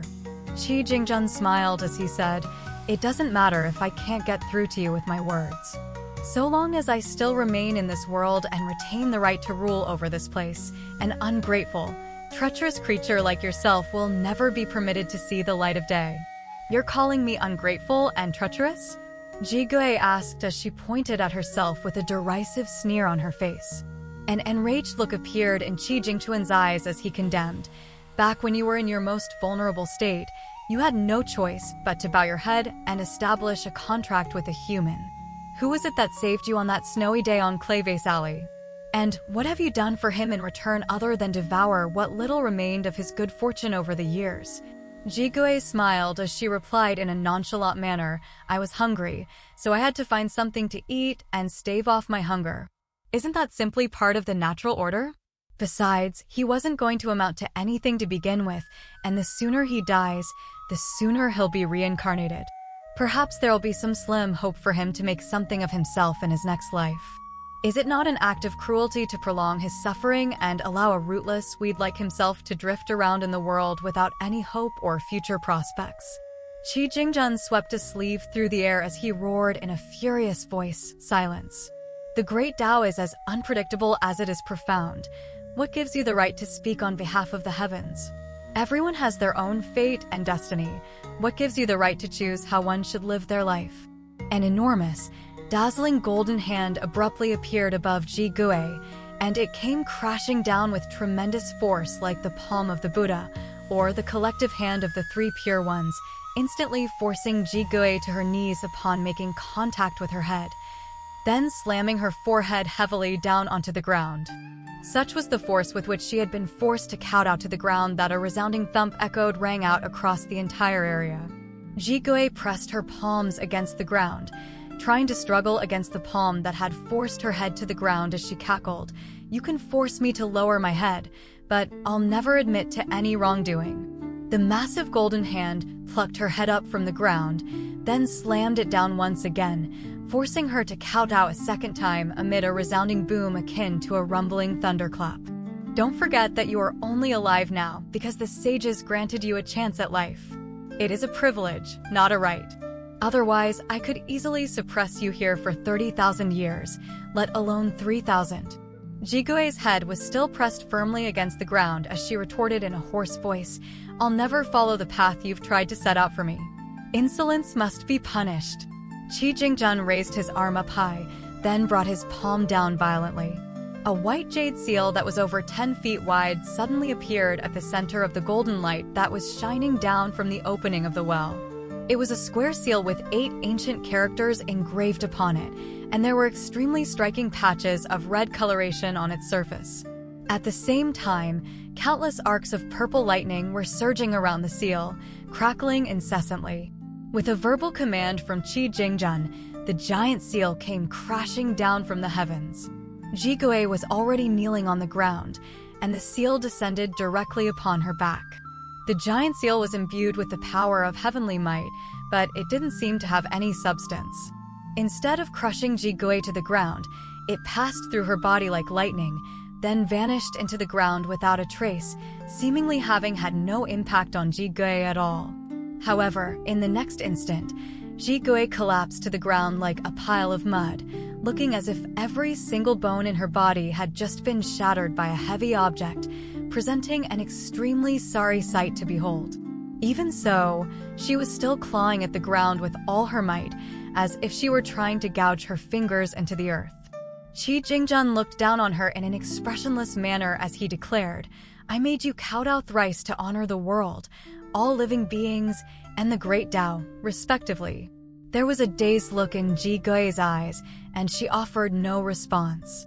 The suffocating aura weighing down upon Ji Gui faded with a gentle sweep of Qi Jingchun's sleeve, and he continued, "I am nothing but a mediocre scholar under a great sage, yet even I am able to force you to kowtow thrice. If you leave this town and do whatever you please, are you not afraid that you'll encounter an even more unreasonable being than yourself, and that they'll crush you with nothing more than a single finger? You are indeed deprived of your freedom in this place, but consider this for a moment. Where in this world can you truly find absolute freedom? All of the rights and etiquette established by the great Confucius exist to grant all living beings an alternative form of freedom. As long as you do not go against these established rules and abide by this code of etiquette, you'll be able to go anywhere you please in this world." Ji Gui raised her head to glower intently at Qi Jingjun, who took a step toward her. The world instantly returned to normal, and both of them were back in Clay Vase Alley, basking in the warmth of the sunlight and the spring breeze. Ji Gui rose unsteadily to her feet as a wry smile appeared on her face. "I will be sure to remember your teachings, sir." Qi Jingjun didn't say anything further, and he turned to depart. All of a sudden, Ji Gui asked, "Even if I have indeed repaid Qin Pingin's kindness with ingratitude, why is it that as the student of a saint, you merely stood by and watched without doing anything? Why is it that you only focus your attention on nurturing Zhao Yao and my young master without paying any heed to Qin Pingin? How do your actions make you any different from a merchant who treats his wares with discretion depending on the value that they can fetch him? A merchant will treat precious and exotic wares with care and adoration, while mediocre wares would be treated with indifference and disdain. Isn't that exactly the same as what you're doing?" Qi Jingjun smiled as he replied, "One who is destined for great things must learn to fend for oneself." Ji Gui was rather perplexed by this answer. As Qi Jingjun left the alley and vanished out of sight, a derisive sneer immediately appeared on Ji Gui's face, and she spat disdainfully onto the ground. As she was hobbling past Qin Pingin's house on the way back to Song Jisun's residence, her brows furrowed slightly, and she pondered momentarily about how to proceed. However, due to the collapse of Qi Jingchun's Dao Foundation, the town was on the verge of destruction, and it was like a leaky boat that was struggling to stay afloat. Thus, she had to think for herself and carefully plan out what she was going to do next, so she had no time to deal with Qin Pingin. As soon as she opened the gate of Song Jisun's courtyard, an unremarkable-looking four-legged snake rushed out of a corner before quickly scurrying over to her feet, only to be kicked aside by her in a fit of anger. Inside Qin Pingin's house, the young Taoist priest was seated beside the table, meditating in silence. The young woman on the bed had been on the brink of death not long ago, yet she was already able to sit up on her own with her legs crossed. Without her veiled hat concealing her face, a set of very memorable features was revealed. She wasn't particularly stunning or gorgeous, but there was a gallant and resilient appearance about her that made her stand out despite her relative lack of traditional beauty. Her eyebrows resembled a pair of slender blades, and as she cast a probing gaze toward the young Taoist priest, the latter was struck with a sense of unease. He hadn't done anything wrong, but for some reason, he felt rather guilty under her scrutiny. The Taoist priest cleared his throat before hurriedly explaining, "Let me make this clear. I was the one who saved you, but a boy by the name of Qin Pingin did everything else, including carrying you into this room, removing your veiled hat, and washing your face. He's the owner of this house, and he's a poor young lad whose parents passed away at a young age. He used to be an apprentice at a dragon kiln, and he once bought a paper talisman from me, but that's the extent of my interaction with him. If you have any other questions you want to ask, I'll be sure to answer them to the best of my abilities." The Taoist priest had immediately sold Qin Pingin down the river in order to clear himself of all wrongdoing. The young woman nodded in response, and instead of displaying any anger or indignation, she said in a genuine voice, "Thank you for saving me." The Taoist priest's guilt was compounded even further upon hearing the young woman's words of gratitude, and he hurriedly said, "There's no need to thank me. I only did what was to be expected of me. I'm glad you're safe and well now." The young woman asked, "You're not from the Eastern Treasured Vile continent, right?" Instead of answering the question, the Taoist priest turned the same question on her. "You're not either, isn't that right?" The young woman nodded in response, and the Taoist priest also made the same admission. A smile appeared on the young Taoist priest's face, and he said, "My name is Lu Qin, and I have no Dao title. You can just call me Taoist Lu." The young woman nodded in response before glancing at the lotus flower hat on the Taoist priest's head. After a brief hesitation, the Taoist priest mustered up some courage and said, "Some of Chen Ping'an's actions could perhaps have been considered to be inappropriate, but the situation was very urgent at the time, and I didn't think that you would be able to recover so quickly from your injuries. If we have offended you in any way, I hope that you may forgive us." "Rest assured, Taoist Lu, I'm not an unreasonable person," the young woman replied with a smile. "That's good to hear," the Taoist priest said with a relieved expression. All of a sudden, the young woman raised an eyebrow, and the Taoist priest's smile instantly stiffened. She looked around with a calm expression, then said, "I heard that the #1 swordsmith on this continent, Master Wan, planned to open a sword forge here. I came all the way to this place with the hope that he'd be willing to forge a sword for me. If it really is him, then it won't be an easy task to get him to forge a sword for you in person," the Taoist priest sighed. Indeed. The young woman was looking a little troubled, and she was clearly also aware that this was going to be a tall order. Right at this moment, Chen Ping'an returned to his home, carrying a few bags of medicinal herbs in his left hand and a small pouch in his right. He knocked on the door as a cursory gesture, then quickly strode over to the doorstep before placing the medicinal ingredients onto the table as he said, "Take a look and see if I've got all the right ingredients. If I picked up any wrong ingredients, I'll go back and exchange them right away." He then turned to inspect the young woman's condition, only to find that she had already sat up on her own on his plank bed, and she was looking right back at him.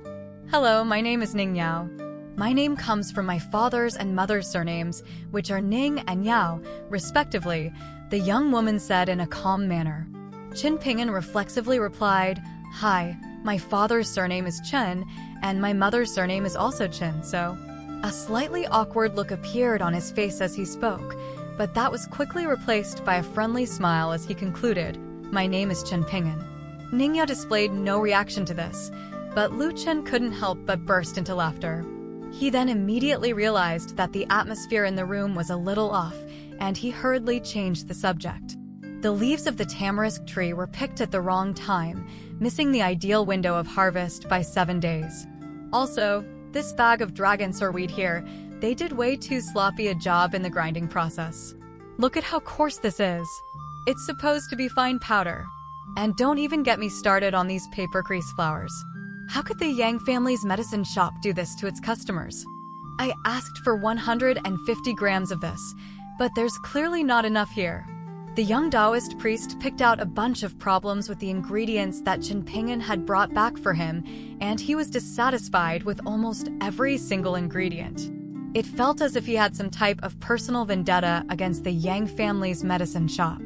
However, in the end, he took a 180-degree turn as he concluded, "I can only imagine that the shopkeeper's conscience has been eaten by dogs, but having said that, these ingredients will suffice." Of course, Ning Yao's recovery is primarily attributable to her own remarkable physical constitution. Even if we're being extremely lenient here, it has to be said that the Yang family's medicine shop played next to no part in her recovery. The Taoist priest laid out a sheet of paper, then picked up his brush and began writing on it as he continued, "I'll write out the method for you to brew the medicine. This is a very important task, and great care must be taken, so make sure to proceed with caution. This medicine is designed for both recovery and for bolstering one's physical constitution. It ensures that Ning Yao will not only make a full recovery, she'll emerge on the other side in even better physical condition than before. On top of that, This medicine is very gentle and nurturing, and it won't leave any undesirable side effects. Given the slower-acting nature of the medicine, it'll take a little longer for Ningyao to make a full recovery, so more medicinal ingredients will have to be purchased than otherwise, but that's just a matter of money. I've written down when the medicine needs to be brought up to a boil over a high flame, and when it needs to be brought down to a simmer over a low flame, as well as when the medicine needs to be brewed and consumed. For the next 10 days or so, you'll have your work cut out for you, but a young man like yourself should rise to the occasion and thrive under the extra responsibility. Otherwise, you'll be looked down on by our fair maiden here. The list of ingredients had only taken up half a sheet of paper, but 2 whole sheets of paper had been required to record the brewing method.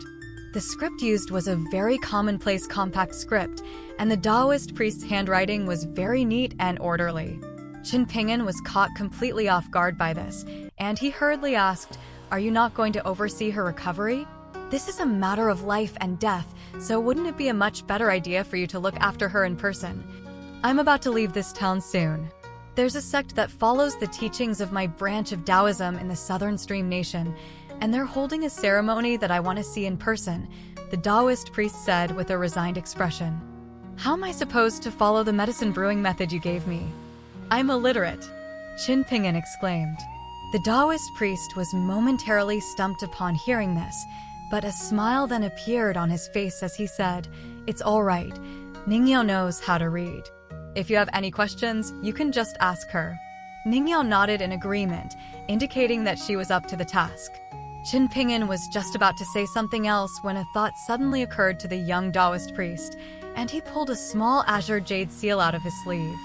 He blew gently onto the face of the seal for a moment, then pressed it firmly down onto the sheet of paper that contained the list of medicinal ingredients he had requested. After that, he lifted the seal, and he seemed to be quite pleased with his handiwork, stowing the seal back up his sleeve before handing that sheet of paper to Qin Ping'an along with the other 2. "Make sure you keep these safe and don't lose them.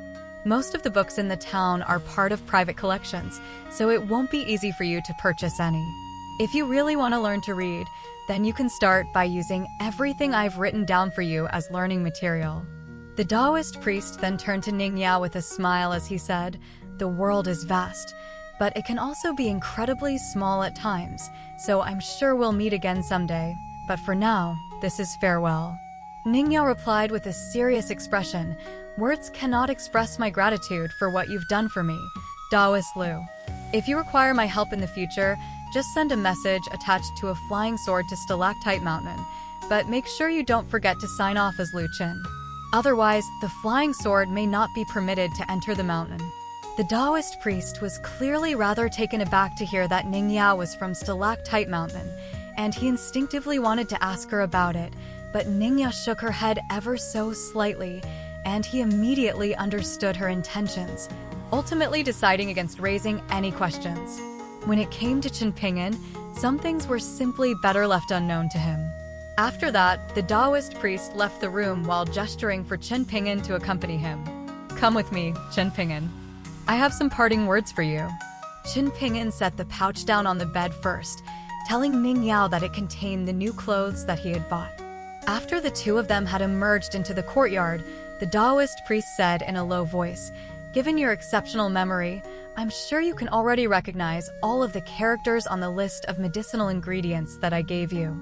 On top of that, you have a renowned bookworm living in the house right next to yours, so it's clear that your lack of literacy is not the true reason why you're asking me to stay. With your abilities, I'm sure you already know the true reason," Qin Ping'an replied. "You're thinking that your death is sealed, and you're worried that after you die, there will be no one left to look after Ningyao, right?" the Taoist priest asked. Qin Ping'an nodded in response. "I took her in, so I have to take responsibility for her to the very end." The Taoist priest stood beside his cart, joining his index and middle fingers before extending them together and gently stroking the white scabbard of Ningyao's flying sword, and the sword flew stealthily into the room. It appeared that Ningyao didn't want to startle Qin Ping'an, so she didn't kick up a fuss and silently accepted the presence of the flying sword. The Taoist priest fell into deep thought for a moment, habitually tapping the lotus flower hat on his head as he did so. After taking some time to arrange his words, he said, "Prior to coming here, I heard from my senior disciple brother that we have to be reasonable in the way that we do things, and that it's important to cater to the feelings of others. Hence, I can't be too harsh and dogmatic with my words here. While it's true that everyone has their own fate, the fundamental doctrine of the sect that I belong to is different from the doctrines of more orthodox sects. Every meeting has some element of karma attached to it, and I would say that there has been some good karma established between the two of us. Hence, I'm inclined to bestow a gift upon you before I leave. I can't give you that bamboo tube and the 108 sticks, as the causality would be too chaotic, and they would be more trouble than they're worth in your hands. As for my private seal, that's a bit too hefty a gift to give. If the formation is removed, the entire town would be completely exposed, and I would be doing you a massive disservice rather than helping you. Will I have to resort to giving you money as a parting gift? That would be way too vulgar and tacky. I simply wouldn't be able to live with myself." Qin Pinyin immediately interjected, "It's not vulgar or tacky at all if you give me money, Taoist Lu. I'd be more than happy with that." An amused smile appeared on the Taoist priest's face as he said, "I know you didn't understand what I was saying about the other two items, but I'm sure you could tell that they were extremely important. Why aren't you asking for those things?" Qin Pinyin replied, "I've seen and heard about a lot of strange things today. A bowl that seems to be able to hold infinite water, a Taoist priest that can write up paper talismans to be burned to bless those in the afterlife, the strange injuries sustained by Ning Yao, and that pouch filled with 20 copper coins that are actually made from gold. In the past, old man Yao was always talking about how this is a very strange place, but now I've seen it for myself. If I hadn't met that man and woman from out of town, I would have definitely avoided all of you, and I wouldn't have opened the gate to let you in." The Taoist leaned against his cart as he said in a grim voice, "By tapping your glabella with her finger, that woman was forcibly opening your acupoint. In martial arts jargon, that's an act known as pointing the way. There are different levels of technical proficiency with which one can perform this procedure, and it can be done with both positive and negative intentions. As an analogy, we can look at the gate of your yard, which is not very sturdy. If she takes a hammer to the gate, she'll be able to force her way into your yard, but the gate will be permanently broken. Without the gate in place, you'll be vulnerable to all of the elements all year round, including rain, hail, sleet, and snow, while she can simply leave after condemning you to that miserable fate." Qin Pinyin hesitated momentarily, then said, "It's fine, I'm used to enduring hardships." The Taoist priest could tell that Qin Pinyin wasn't joking, and he couldn't help but feel frustrated by how willing Qin Pinyin was to accept his fate. That's only the first thing that she did to you. For someone with a strong physical constitution like yourself, it won't be a stretch for you to live until 30 to 40 years of age. However, the palm strike that she dealt to your chest was the true finishing blow. Not only did it destroy the vitality of your body, it also robbed you of any slim chance you had of stepping onto the path to attaining immortality. Given the enormous fortune in this place, there was a chance that you would have been able to embark on the path of cultivation. Think about it this way. This place is like a river that's filled with countless flood dragons, fish, and prawns. Those who are fortunate will naturally be able to reap greater rewards from the river, yet even those who aren't as fortunate to capture the flood dragons present in the river would have at least been able to catch some fish and prawns. Qin Pinyin wasn't stunned or horrified by this revelation at all. Instead, he merely stood on the spot with a tranquil expression, and it didn't seem like he was putting on a facade of calmness. The young Taoist priest heaved a faint sigh upon seeing this. Qin Pinyin, it's not necessarily a good thing to think of yourself as someone with nothing to lose at such a young age. You must be thinking that it would be best if you could survive, but if the will of the heavens left no alternative for you but to meet a premature demise, then that's not anything worthy of fear, right? In your mind, death is just a way for you to reunite with your parents. Is that correct? Qin Pinyin didn't deny this. The Taoist priest suddenly became a little worked up as he continued, "In that case, have you considered how your parents would feel seeing you like this if you're fortunate enough to meet them in the afterlife?" The Taoist priest became more and more incensed as he spoke, and he stuck out a finger before giving Qin Pingin's head a firm poke, as if he were trying to poke some sense and reason into the boy. The stories of the afterlife tell of the White Reaper of Impermanence, a deity who wears a tall white hat, and whenever he comes to this world to detain the souls of the dead, the deceased will clearly be able to see the words, "Your time has come," inscribed upon his hat. Let me ask you this, Qin Pingin. Do you think your parents would be glad to see you in the afterlife and be content to pass on to their next life? How many people do you think exist in this world who are actually fortunate enough to be parent and child or husband and wife for lifetime after lifetime? I can't tell you right now that you should banish such a preposterous idea from your mind. Even the most powerful beings in this world don't have any way to manipulate the designation for their next life, let alone someone like you, a pathetic little beggar who can't even afford to have 3 meals a day. In the end, the tone of the Taoist priest's voice had become extremely serious and scathing, and Qin Pingin was left at a complete loss for what to do. He was so frightened by what he had heard that his hands and feet had turned as cold as ice, and it was the first time in his life that he had ever felt such an overwhelming degree of fear. He sank down to his haunches with his hands clasped over his own head. The Taoist priest looked down at him for a moment, then said, "I owe you a favor for saving Ning Yao, and I was hoping that I would be able to avoid repaying you, or at least delay part of the repayment until your next life. But now, I've decided to repay you in full at once so neither of us will owe the other anything. I'm going to tell you 3 things that you must make sure to remember. The first thing is that once Ning Yao is in better condition, take her to the creek south of the town and look for a father and daughter with the Ruan surname. Make sure to take Ning Yao with you. Otherwise, if you go on your own, you can visit them 100 times, and they still won't agree to meet you. After you get there, no matter what you have to do, whether that be beg and grovel, or just be shameless and refuse to leave, you have to convince them to accept you as an apprentice or a manual laborer. Regardless of whether you'll be assigned to digging wells or forging swords, it doesn't matter. All that matters is that you get them to take you under their wing. After that, Ning Yao will have repaid her debt to you as well, so don't feel like you're taking advantage of her. The second thing is that after the 5th day of the 5th month, you must make frequent visits to the creek under the covered bridge. It doesn't matter what you do there, whether it be collecting rocks or catching fish. The key is to visit the creek often. It's even more important that you visit the creek when you're in a bad mood or you sense something a little different from usual. As for what rewards you'll reap from those visits, given your terrible luck, I wouldn't be too optimistic, but you can only hope that your diligence can make up for your other shortcomings. If you still don't reap any rewards even after visiting the creek as much as possible, then you'll just have to accept your fate. After that, the Taoist began to wheel his cart away, but Qin Pingin was still rooted to the spot, seemingly waiting for something. "Come and help me." Qin Pingin rose up from his haunches to help the Taoist priest push the cart, and at the same time, he asked with a curious expression, "Didn't you say there were 3 things that you were going to tell me? I already told you what the 3rd thing is.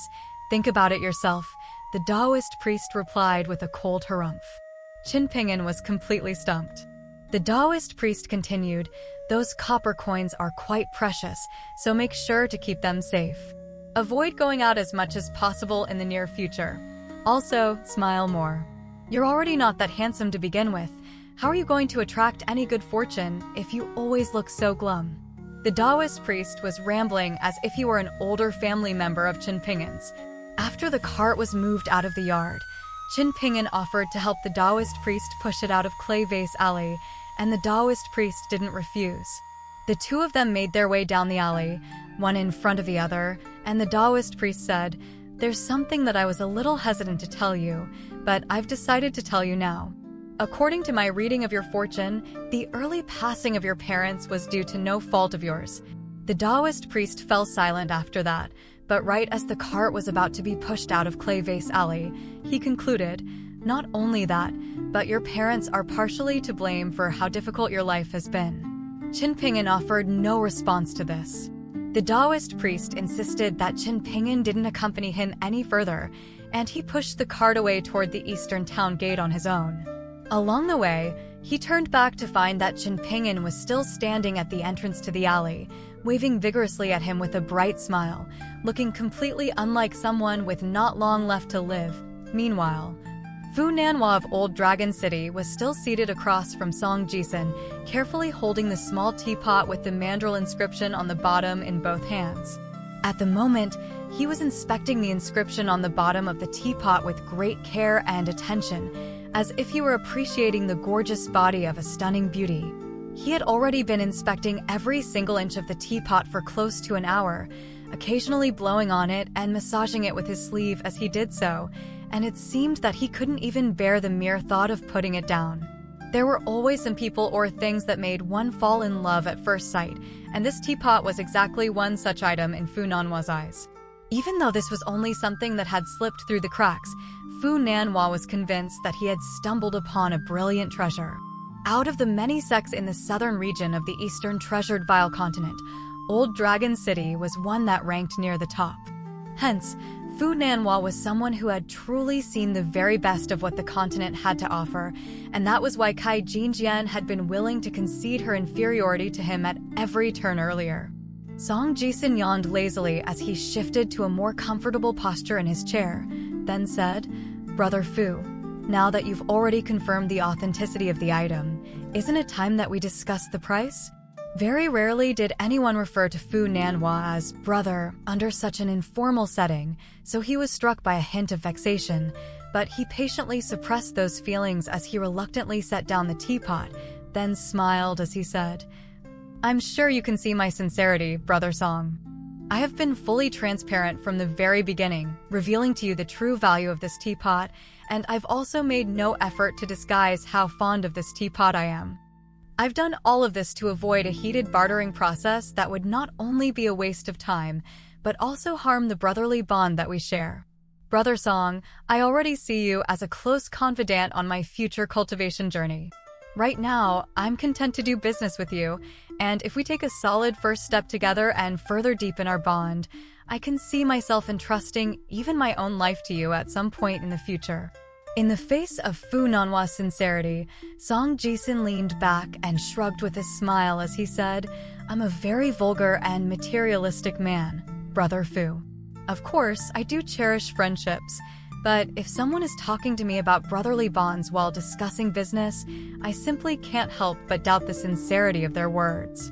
Whenever they bring up our brotherly bond in the future, how do I know that they're not thinking about swindling me out of my money?" A cold look appeared on Fu Nanhua's face upon hearing this, and he leaned against the back of his chair while gently tapping the table with a finger in silence. Song Jisun seemed to have been completely oblivious to the change in Fu Nanhua's attitude, and he continued, "The fact that I'm calling you Brother Fu and willing to bring out this teapot to show you should already be a sufficient display of my sincerity. Both of us want this deal to work out, so let's not waste any more time going around in circles. Here's what'll happen. You give me a price, and I'll nod or shake my head. I'll give you 2 chances to state prices, and if I refuse both times, then I'm afraid that'll be the end of the story. After that, no matter what you try to offer me, even mountains of silver or seas of gold, I won't be selling." A sincere smile reappeared on Fu Nanhua's face as he said, "The jade pendant that I gave you earlier is a first-time meeting gift from me to you. It's called an Old Dragon Rainbringer, and it's not a particularly powerful immortal treasure, only able to clear the mind, cleanse the organs, and cool down the wearer during hot weather. It's particularly useful during meditation, and its effects will be greatly enhanced if used alongside a mantra of Taoist origins." Fu Nanhua then placed an embroidered pouch onto the table before pushing it toward Song Jisun as he continued with a serious expression, "This bag of copper coins is known as offering coins, one of the many types of items offered to deities and other objects of worship. They're generally offered to city god temples or statues of different deities to be held in the mouth, in the belly, or atop the palm, all for different purposes and effects. Most importantly, these coins may appear to have been minted using gold, but in reality, the material used is gold essence, which is far more precious than gold and is a material that's considered to be exceedingly rare, even by immortals. I can't say that this bag of gold essence offering coins is more than enough value in exchange for this teapot, but at the very least, it's definitely a fair price." This, in addition to that jade pendant, would undoubtedly make you the winner of this transaction, Brother Song. After introducing what he had to offer, Fu Nanhua fell silent, awaiting Song Jisun's response. Song Jisun was also silent for a moment, then blinked in an incredulous manner before asking, "That's it." "That's it," Fu Nanhua confirmed with a wry smile. Song Jisun instantly flared up with rage upon hearing this, slamming a palm down onto the table as he launched into a furious tirade. "Do you take me for an idiot? Do I look like a stupid child that you can just swindle as you please? Before coming into the town, each of you had 3 pouches of copper coins, one of which is given to the gatekeeper, so it stands to reason that the other 2 pouches are to be exchanged for the 2 treasures that each of you is permitted to take from this place. Each pouch is supposed to contain no fewer than 20 copper coins, yet look at this flat pouch of yours. Are there even 12 copper coins in there? How dare you speak of sincerity when you're clearly trying to commit daylight robbery?" Fu Nanhua began to tap his finger more heavily against the table, and he was also doing so at a faster rhythm. Song Jisun's heart abruptly shuddered, and he was inexplicably struck by a sense of shortness of breath. His face quickly became flushed, and his eyes were becoming bloodshot. He hurriedly pressed a hand over his own heart to find that it was beating violently like a drum, almost as if it were threatening to punch its way out of his chest. Fu Nanhua gradually slowed down the tapping of his finger, and only then did Song Jisun's complexion begin to improve. A faint smile appeared on Fu Nanhua's face as he said, "Seeing as the first price has been rejected, I'll just have to offer a second price.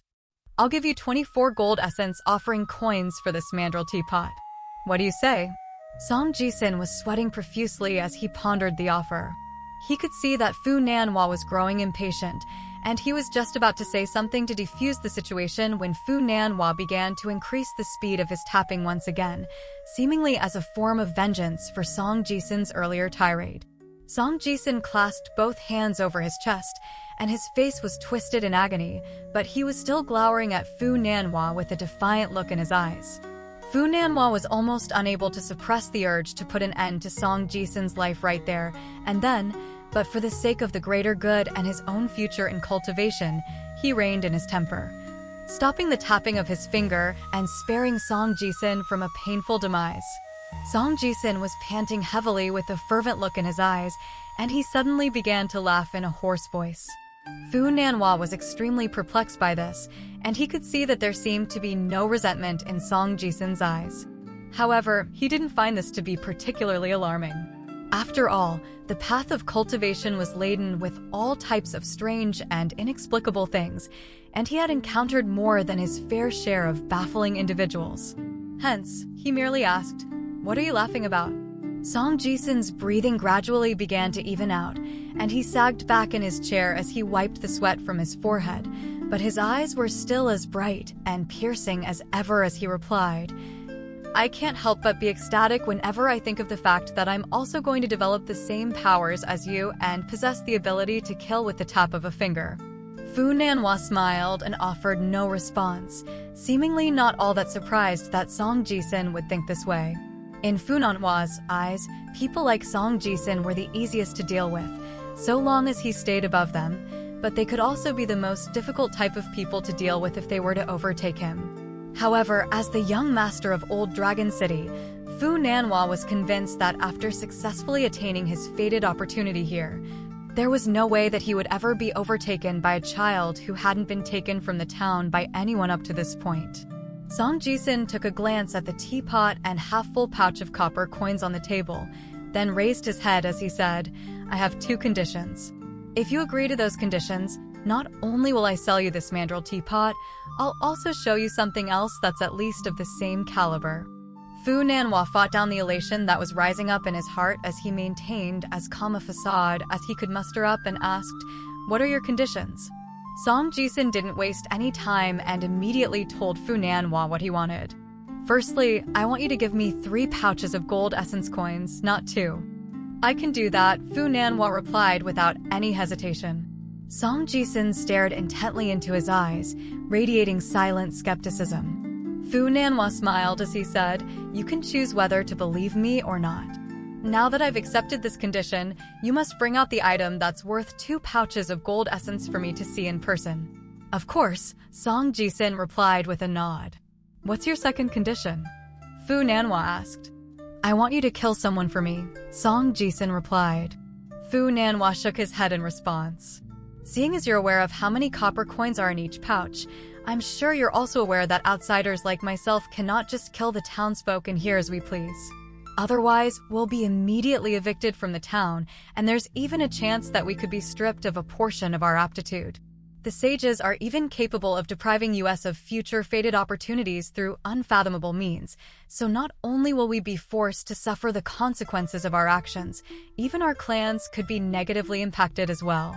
Don't be so quick to refuse. Perhaps the circumstances will change over time, and you might want to reconsider then, Song Jisin said with a faint smile. I'm curious, who do you want to kill? Fu Nanhua asked with a smile. I'm still considering that question myself, Song Jisin replied, telling only a half-truth. Fu Nanhua picked up the teapot again, stroking its smooth surface as he said in a nonchalant manner, in that case, I'll just have to wait and see. Across from him, Song Jisin unconsciously massaged his own neck as a sinister look appeared on his face. After Kai Jinjian had been taken to Gukan's residence by Ji Gui, the maidservant had departed on her own to go and visit the shops on Apricot Blossom Alley. Kai Jinjian pushed the gate open before entering the courtyard, upon which she was instantly rooted to the spot, not daring to move even a single inch. She stared at the old man sitting on the bench as she asked in a trembling voice, May I ask if you are the river-severing true lord of Lake Shujian? Oh! How do you know of me? The old man asked. Kai Jinjian replied in a respectful voice, I am Kai Jinjian of Dawn Cloud Mountain. 10 years ago, I accompanied my father on a trip to Lake Shujian, and I had the honor of seeing you from afar. Even to this day, that memory still remains clear in my mind as if it had happened only yesterday. The storyteller who was being referred to as the river-severing true lord took a glance at Kai Jinjian, then said in an indifferent voice, I see. Seeing as you're from Dawn Cloud Mountain, I'll forgive you for your unannounced intrusion, but don't let this happen again. Make sure to close the gate behind you when you leave. Kai Jinjian was silent for a moment before nodding in response. I'll be taking my leave now, senior. After that, she really did leave as she was instructed, and she obediently closed the gate behind her, doing so with great care so that she didn't make any more noise than necessary. Inside the courtyard, Gukan's mother cast a concerned gaze toward the gate as she asked, Immortal Elder, I don't think she's the type that would give up so easily. Are you sure she won't cause trouble for us? The river-severing true lord scoffed in this place. Even drawing a breath or releasing a fart could bring trouble. If we're constantly cowering and backing down at the first inkling of trouble, then we won't be able to get anything done. The woman had no response to this. The river-severing true lord smiled as he asked, Let me ask you this. If you had a choice, would you rather send Gukan to cultivate on Dawn Cloud Mountain or accompany me to Lake Shujian? The river-severing true lord could see that the woman was eager to pledge her loyalty, so he raised a hand, gesturing for her to wait as he continued, Don't be in a hurry to answer. Dawn Cloud Mountain ranks near the bottom among the second-rate sects of our eastern treasured vile continent, but if you think that it's not worthy of your consideration just because of that, then you couldn't be more incorrect. The cloud root stones produced by Dawn Cloud Mountain are a truly prized treasure, and they are the only sect under the entire heavens to produce the material, not just on the eastern treasured vile continent. As a result, Dawn Cloud Mountain holds a transcendent status and is respected by one and all. In particular, all of the sects and Taoist temples that follow the alchemy branch of Taoism have had very close and deep-rooted ties with Dawn Cloud Mountain for thousands of years. In contrast, I'm nothing more than one of the cultivators of Lake Shujian. All I have is an island on the lake, a few disciples, and no more than 100 servants. Despite her age, Gukan's mother still retained much of her beauty from her younger days, and she smiled as she said, The disparity between myself and that woman from Dawn Cloud Mountain is no different from the gap between her and yourself. How could I possibly send Gukan off to scrounge for scraps with that woman rather than become the disciple of someone as mighty and revered as yourself? The river-severing true lord burst into laughter upon hearing this, following which a thought suddenly occurred to him, and he instructed in a serious voice, "Tell me about that boy's history and give me as detailed an account as possible." The woman faltered slightly upon hearing this, then smoothed down her hair with her hands momentarily before beginning her story. The name of that poor boy is Chinpingen. Both his parents grew up in the town, and I was very close with his mother. She wasn't particularly beautiful, but she had a fantastic personality. I don't think I can recall an instance where she ever became angry at anyone. Her husband was far from a handsome man, and to be honest, I don't think he was good enough for her, but he was a decent potter. If he hadn't died so young, perhaps he would have been able to become the head potter at a large dragon kiln in 20 years. As for how he died, some say that on a certain rainy day, he was worried that the flame in the kilns would be snuffed out, and in his haste to get to the kilns, he slipped and fell into the creek. Others say that while out in the forest securing firewood one day, his greed got the better of him, and he trespassed onto a mountain that was sealed off by the imperial court and fell prey to some wild beasts. In any case, his body was never found. That man had a really quiet and withdrawn personality, but he was very good to his son. Whenever he returned to the town, he would always bring some small gifts like little pellet drums, candy bodhisattva figures, or old porcelain fragments. Before he passed away, the family of 3 had a pretty stable life. After Chinpingen's father passed away, the grief was too much for his mother to bear, and she fell almost overnight. Over the course of less than a year, she was so tormented by her illness that she was reduced to nothing more than a sack of skin and bones. At the time, her neighbors and I were terrified to see her, and she was just a shell of the bubbly and outgoing woman that everyone knew and loved. During that time, Chinpingen looked after her. He was just a wee little child back then, but he did everything, including buying and brewing medicine and cooking for his mother and himself. He was so short back then that he had to stand on a stool while cooking just to reach the countertop, and in order to save money on medicinal ingredients, he would go all over the mountain searching for the more common medicinal ingredients. If he had any left over, he would sell it all to the medicine shop. One time, he presumably ate the wrong medicinal herb by accident while exploring the mountains, and upon returning to the town, he suddenly collapsed to the ground and began frothing at the mouth while rolling around as if he had been possessed. We were terrified at the time, thinking that this would be the end of their family. At the time, my mother-in-law was still alive, and she said that it would be a blessing for all 3 of them to pass on like this so that none of them would have to remain in this world and suffer alone. At the very least, they would be able to reunite in the afterlife. However, Chinpingen was somehow able to survive that ordeal on his own, but his mother was unable to live through the winter. Oh, that reminds me, Chinpingen was born on the 5th day of the 5th month. All of the older people in our alley say that this is the most unlucky day of the year, and those who are born on that day will not only lead miserable lives, they'll bring misfortune upon their families as well. After his parents passed away, there was not a single copper coin left in their house. Even the small gifts that his father had brought back for him had all been exchanged for food with the other children in the town. At this point in the woman's story, the river-severing true lord finally interjected, "The 5th day of the 5th month, eh? That's interesting. Let me see." He then began to count on his fingers, seemingly calculating something. The woman didn't know whether she should continue, but the river-severing true lord smiled and said, "You can keep going." The woman did as she was told, continuing her story.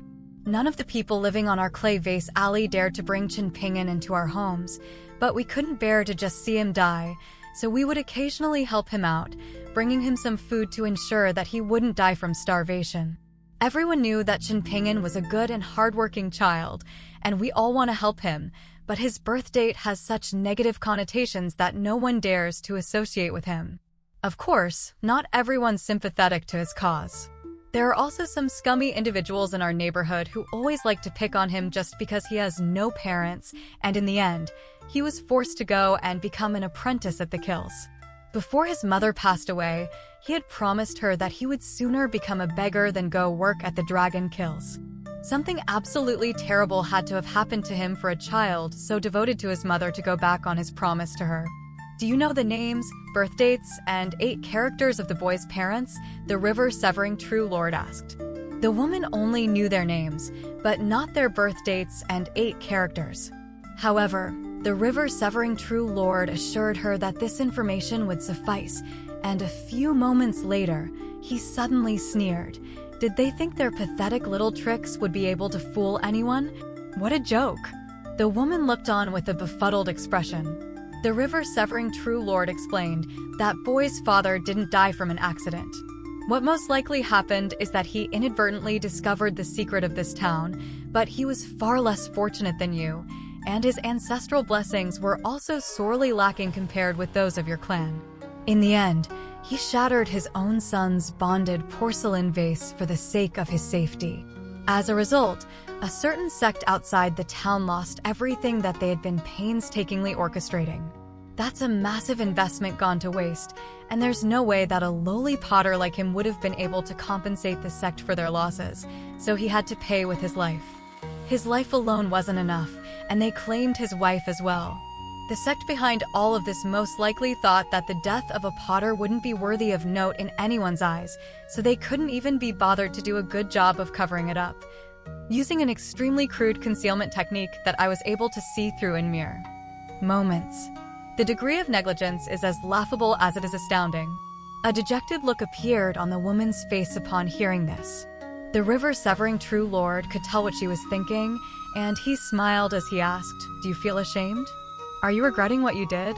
A wry smile appeared on the woman's face as she replied, "I definitely do feel ashamed. After all, I watched that child grow up right in front of me. However, I haven't regretted what I've done even for a single instant." "I can tell," the river-severing true lord said with a nod. The woman murmured to herself in self-consolation, "If Qin Pingin's mother were in my position, I'm sure she would have done the same thing." "I'm not so sure of that," the river-severing true lord mused with a shake of his head. "She definitely would have done the same," the woman yelled, as if to drown out all dissenting voices. The river-severing true lord wasn't bothered by her rude outburst, and he merely sighed, "I suppose. Every parent simply wants what's best for their child." Qin Pingin was sitting on his doorstep, and he suddenly asked, "Can I ask you something, Ning Yao?" Ning Yao was sitting with her legs crossed, her back against the wall, and her saber and her green scabbard resting in front of her. "Of course, but I won't answer any questions that concern confidential secrets or my privacy. Generally speaking, how long do people like you stay here before they leave?" Qin Pingin asked. Ning Yao's brows furrowed slightly as she replied, "That's hard to say. Some people are extremely fortunate and can leave the very same day they came. Others are not so fortunate, and this could be their final resting place. If you insist on getting my opinion on the matter, then I can tell you, but my estimates may not be accurate, so make of that what you will. If we take a look at the 8 people that I came into the town with as an example, there are 2 groups of people from powerful families. They're not going to be very smart, but they'll have a lot of money on their hands, and I'm sure they won't be leaving the town anytime soon. At the very least, they'll be staying in the town for a few days. The guy with the tall hat and the jade pendant will probably have a relatively easier time getting what he wants. In contrast, there's an idiot who's focused all of his efforts on that well. As for whether he'll succeed or not, that'll depend on his luck." "Can I ask you about someone else?" Qin Pingin asked. "Who?" "The young woman who's really tall. Do you like her?" Qin Pingin merely brushed off the question with a smile, treating it as nothing more than a jibe. Ning Yao seemed to have also realized that her joke was in bad taste, and a grim look appeared on her face as she said, "Truth be told, I overheard your conversation with Taoist Lu from earlier, so I know what she did to you. Are you thinking about seeking vengeance against her?" She heaved a faint sigh, then continued, "Let me give you a piece of advice. For those people who are at the top of the mountain, people like you who are halfway up the mountain are actually no different from those at the foot of the mountain. That's not because they're arrogant, it's just that they really are far above you. Setting that woman from Dawn Cloud Mountain aside, even that little boy in the large red robe can make you throw up a ton of blood with a punch to the chest, Whereas if the roles were flipped and you punched him instead, it would barely even tickle him. At the very most, it'll hurt him a little, but it definitely won't do any substantial damage. As for the reasons for this, that's very hard to elaborate on, and I'm not very good at talking about this stuff. Qin Ping'an turned to cast his gaze out the door as he said, I just want to know why she did that to me. That was the first time that we met, so what reason did she have to kill me? Ningya pondered the question for a long while before finally replying, she may not be the type of person who kills innocent people on a whim. How do I explain this? Picture it this way. On the path of cultivation, there are all types of different terrains and situations that one has to negotiate. Sometimes, they may be a little hasty in their footsteps and inadvertently crush an ant underfoot, or they could get hungry and catch a few fish out of a river to eat, or they could accidentally kill a bird or a snake while practicing the use of their powers. Those are all possibilities, and none of those scenarios are necessarily intentional. That's not a very good analogy, but you understand what I'm saying, right? Kind of, Qin Ping'an replied, then cast his gaze out the door again in a rather gloomy manner. In reality, he didn't understand at all. He couldn't wrap his head around why those people could just take the lives of others for no reason. A long while later, Qin Ping'an turned to Ningya with a smile as he said, if you don't mind, you can live here. Just tell me if you need anything. Where are you going to live? I know someone and I'll go and live at his place, so don't worry about me. His name is Lu Xianyang, and he's a very good friend of mine. Thank you, Ningya said with a smile on her face. Qin Ping'an smiled back at her while scratching his own head in a rather bashful manner. After a brief moment of hesitation, he finally mustered up his courage, then turned to face Ningya once again as he said, Ningyao, if I don't come back someday, give that pouch of golden copper coins to Lu Xianyang and tell him to look after this house for me from now on. He doesn't need to clean it, just do the occasional repair and add some new roof tiles from time to time so that it doesn't leak rain. Also, don't let the wall collapse and make sure that the yard gate isn't looking too shabby.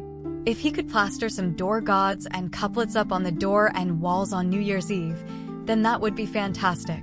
But if it's too much trouble, then don't bother with it.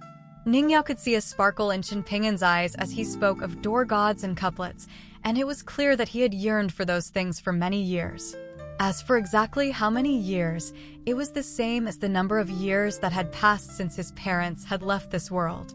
After getting everything off his chest, Qin Ping'an felt as if a weight had been lifted from his shoulders, and he gently exhaled before dusting off his knees and slowly rising to his feet. Right at this moment, the flying sword within the scabbard on the table suddenly began to emit a sharp screeching sound. According to ancient Chinese superstitions, the 8 characters is a Chinese astrological concept that a person's destiny or fate can be divined by the 2 sexagenary cycle characters assigned to their birth year, month, day, and hour. As Fu Nanhua emerged from Song Jisen's residence, he discovered Song Jisen's maidservant sitting on a small bench in the yard, holding a handful of corn that she was feeding to some chickens. An old hen and a brood of yellow-furred chicks were slowly roaming around her, plucking up the corn kernels on the ground with their beaks.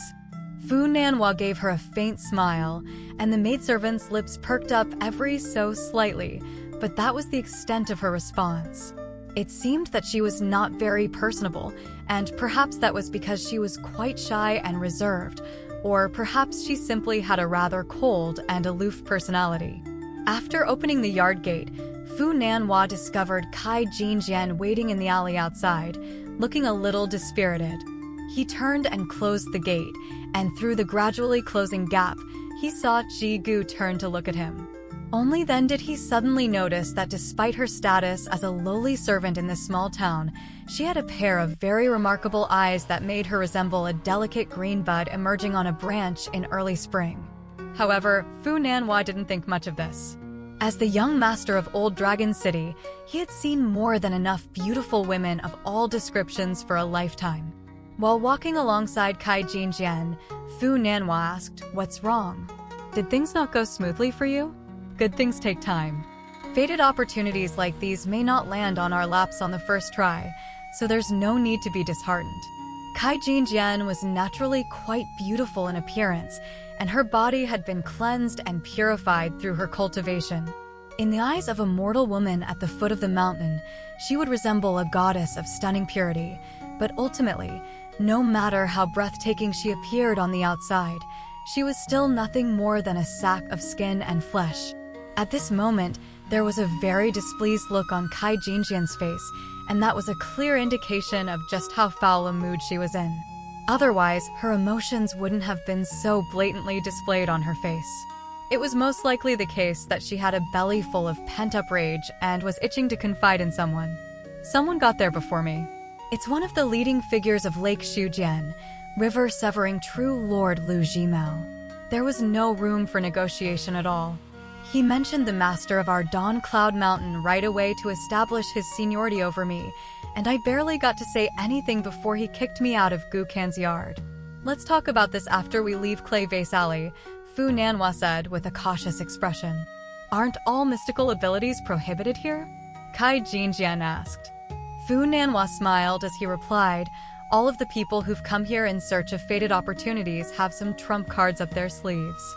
Younger people like ourselves may not be so severely restricted, but according to the rules of the town, the more advanced one's cultivation base is, the more heavily their powers are suppressed. Theoretically speaking, for those below sages, the closer they are to a sage, the weaker they'll be in this place. However, have you considered what would happen if a powerful cultivator were to forcibly unleash their mystical abilities, even at the expense of sustaining damage to their Dao Foundation? Surely you didn't think that they would simply be powerless against the likes of you and me. But with a sage overseeing this place, there's no way that the river-severing true lord would dare to just blatantly come after us. Kai Jinjian countered. We're here to make allies, not enemies. As long as our lives are under threat, we should avoid turning those seniors against us at all costs, Fu Nanhua said. Kai Jinjian wasn't the type to split hairs, and she nodded in agreement. You're right, Brother Fu. It's definitely better to be safe than sorry. However, a dejected look then appeared on her face as she sighed, but I really don't want to just give up so easily. I've already promised you 10 cloud root stones. How am I going to explain this to my seniors if I go back empty-handed? After emerging from Clay Vase Alley, both Fu Nanhua and Kai Jinjian were struck by a sense of pressure at almost the exact same moment. This definitely wasn't just a figment of their imagination, and the two of them exchanged a glance before quickly looking away from one another. Fu Nanhua was extremely elated and excited, but he immediately calmed down in the face of this inexplicable sensation. He carefully thought back to everything he had done after arriving in the town, and he concluded that there shouldn't have been anything amiss about his alliance with Kai Jinjian or his transaction with Song Jisun. Everything that he had done up to this point had been within the rules, so it didn't make sense for the enigmatic sage in this town to interfere. In that case, where was this pressure coming from?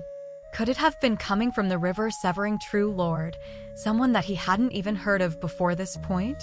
In contrast with Fu Nanhua, who was considering multiple possibilities, Kai Jinjian's thought process was far more straightforward. She simply thought that Fu Nanhua had been correct in his assessment of his situation, and that the river-severing true lord really had used some type of mystical ability to keep her under surveillance. As soon as this thought occurred to her, a hint of lingering fear welled up in her heart, and she was feeling very thankful that she had only complained about the situation, but hadn't said anything disrespectful about the river-severing true lord. Both of them continued to make their way down the street, absorbed in their own thoughts. The further away they walked from Clay Vase Alley, the more they felt as if a burden were being lifted from their shoulders. Fu Nanhua was feeling the weight of the fated opportunity that he had secured, while Kai Jinjian was having to deal with the burden of the hopes of her clan. Fu Nanhua cast his gaze toward the archway in the distance, and a curious look appeared on his face as he asked, "Why do I have no recollection of a river-severing true lord from Lake Shujian?" Granted, our old dragon city is situated in the southernmost region of the continent, but all true lords are vastly renowned figures, so there should be no way that I haven't heard of him. Kai Jinjian lowered her voice as she sneered. He's not actually a true lord. He's just a sanctimonious spiritual master among disreputable sections. He has no right to refer to himself as true lord. It's just a self-given title to make him seem more important and loftier of status than he actually is. Given how shrewd and wiser a ruler Emperor Yuanwu is, there's no way that he would have bestowed the title of True Lord upon someone like him. Each True Lord title can only be occupied by one person at a time, which means that after one is given out, several centuries could easily go by before it can be recovered. In addition to that, Emperor Yuanwu's ancestors exercised very little discretion when giving out those titles. As a result, only 2 of them remain at this point, so there's no way one could just be carelessly given out to a disreputable cultivator like Lu Jimao. I see. Fu Nanhua mused as an enlightened look appeared on his face. Each true lord was an integral figure in the empire, serving to gather, suppress, and enhance the fortune of the empire for its ruler. The true lords of Taoism were all prominent figures in various different fields, such as pillar generals in the military forces and grand secretaries of the school of Confucianism. How was Song Jisun? Kai Jinjian asked, seemingly in a nonchalant manner. Fu Nanhua also replied in a casual manner that young boy possesses lofty ambitions, exceptional intellect, and powerful backers. The only thing is that his horizons, they're not very broad? Kai Jinjian asked with a smile. I can't say that they're not broad, they're just not broad enough, Fu Nanhua chuckled. The 2 of them made their way to the foot of the archway, and Fu Nanhua was feeling very pleased with himself as he murmured, in times of great fortune, even heaven and earth will combine their powers to assist me. Meanwhile, Kai Jinjian looked up at the plaque depicting the idiom, refrain from looking outward, and there was an empty and dejected feeling in her heart, as if the enlightenment that she had attained on Clay Vase Alley earlier had been stripped away, leaving her feeling very frustrated. Song Jisun's residence was considered to be a prominent household on Clay Vase Alley, complete with a hall that had a plaque hanging above its entrance and 2 side rooms, one on the left and one on the right. The plaque bore the name Farkeep Hall, and there was no signature.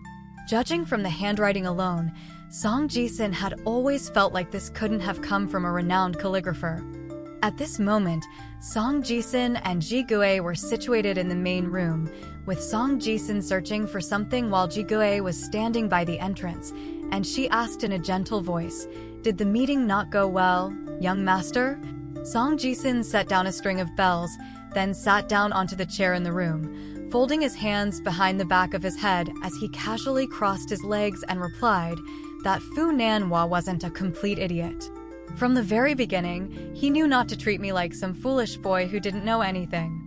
Having said that, he's not all that smart either. He was trying to get all friendly with me in the hope that he could take advantage of me. What a joke. All it took was a slight bluff from me, and he immediately showed his true colors. He thought that he could just play some mind games and use some intimidation tactics, and I would immediately fold to his every demand.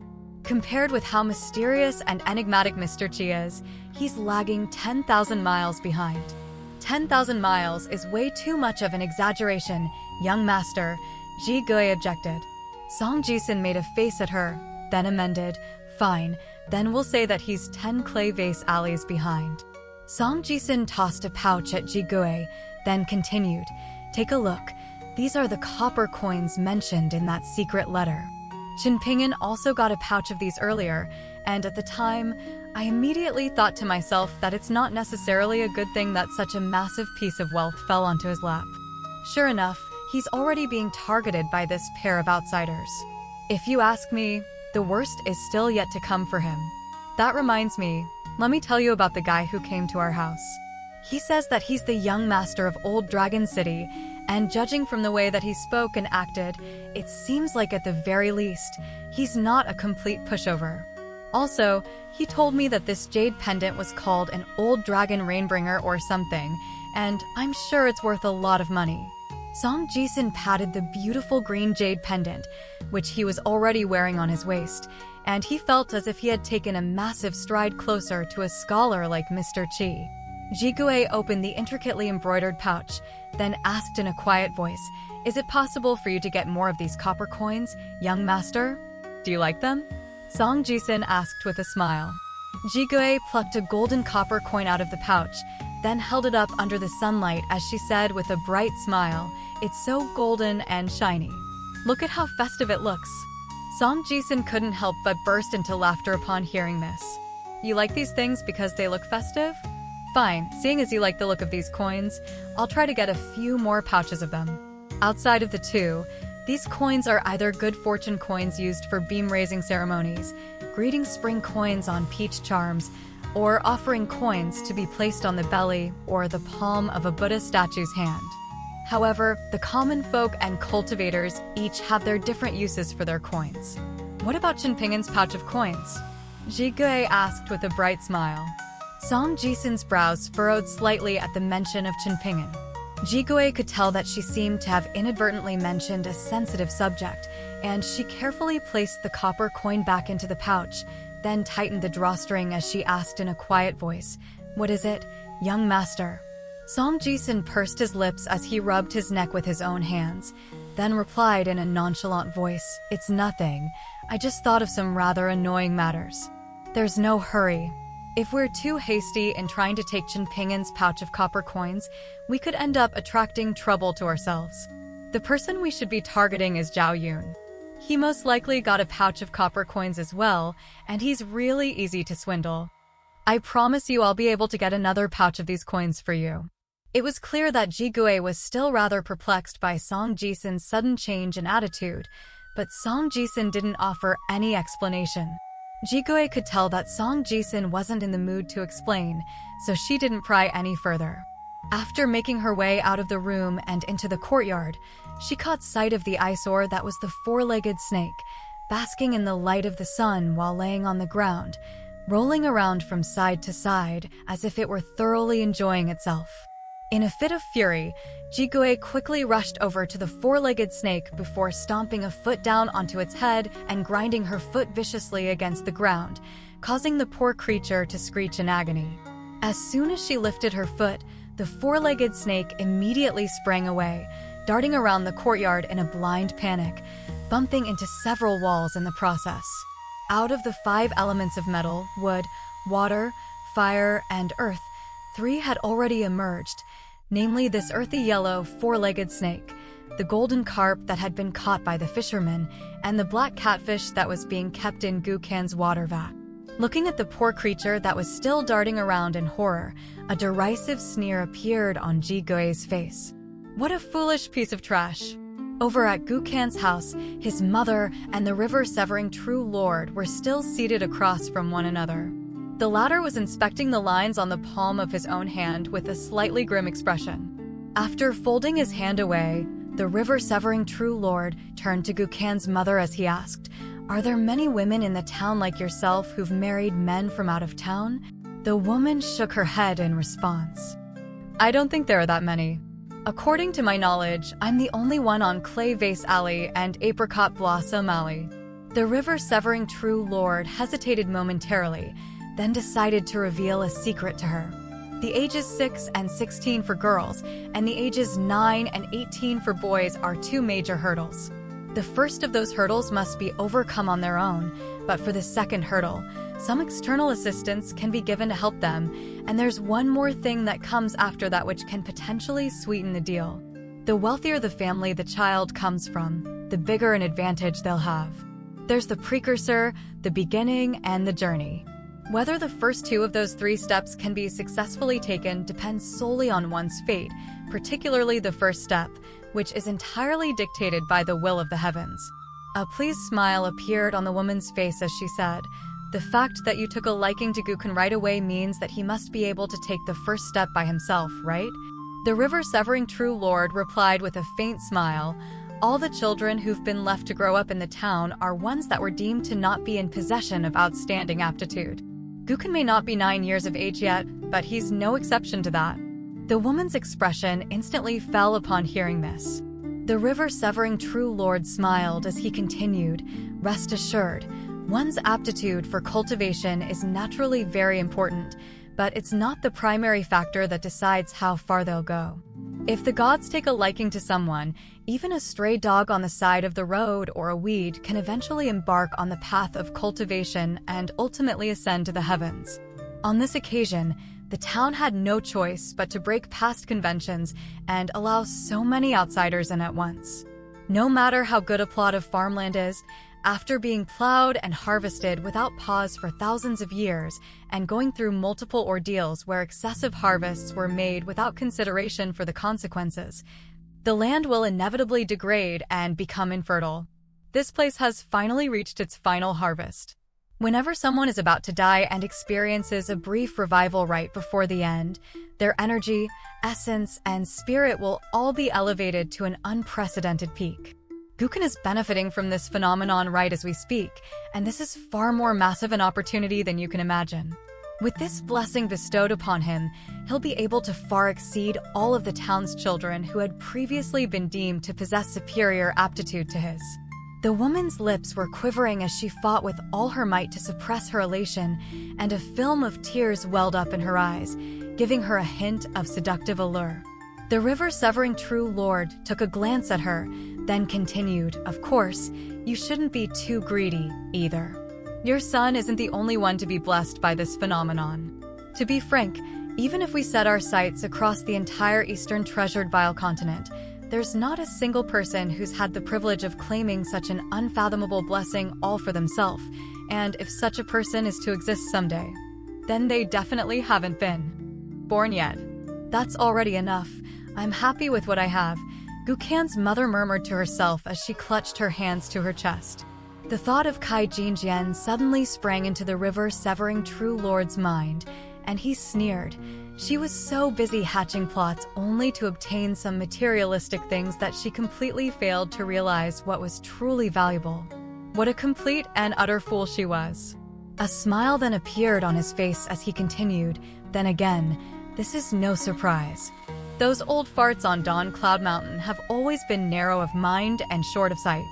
Otherwise, I wouldn't have been able to claim this fated opportunity before them. With such a precious and virtually inexhaustible resource at their disposal, they should have been basking in wealth and prosperity, yet they've fallen to a point where they're relying heavily on a junior to keep up appearances. What a truly pathetic state of affairs." Inside the house, Guken had been punching and kicking the door for quite some time, and he got up onto a stool so that he could look out the window, putting on a pitiable expression as he implored, "Mother, please let me come out. I promise I'll be obedient." The woman turned to the river-severing true lord, and the latter gave her a slight nod. Only then did she open the door for her son, and she led him by the hand into the yard as she warned with a stern expression, "You're not to cause any more trouble, do you hear me? I've never beaten you before today, but if you dare to continue to be disobedient, I'll have to beat you again." Guken nodded in response as he hung his head in a dejected manner.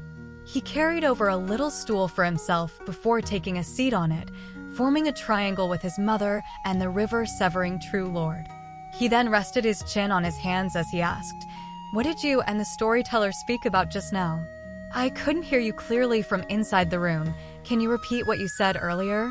All of a sudden, the river-severing true lord's expression changed ever so slightly, and after a brief moment of contemplation, he brought out the large, white bowl again with a flick of his wrist.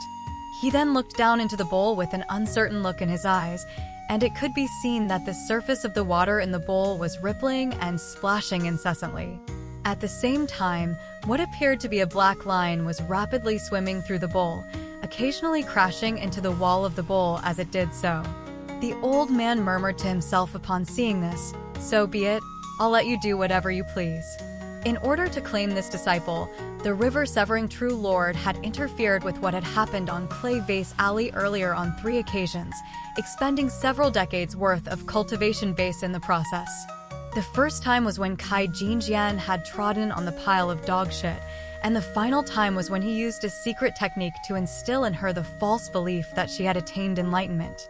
Outside of the town, this would have been impossible. Even a bona fide true lord of Taoism wouldn't have dared to do something like this. However, here in this town, Kai Jinjian was no different from a mere mortal, and that was why the river-severing true lord had been able to manipulate her to this extent, albeit at a massive cost to himself. The second instance was the most subtle of the 3, yet also the most exquisite, and even the river-severing true lord himself couldn't help but feel as if it had come from a spark of divine inspiration.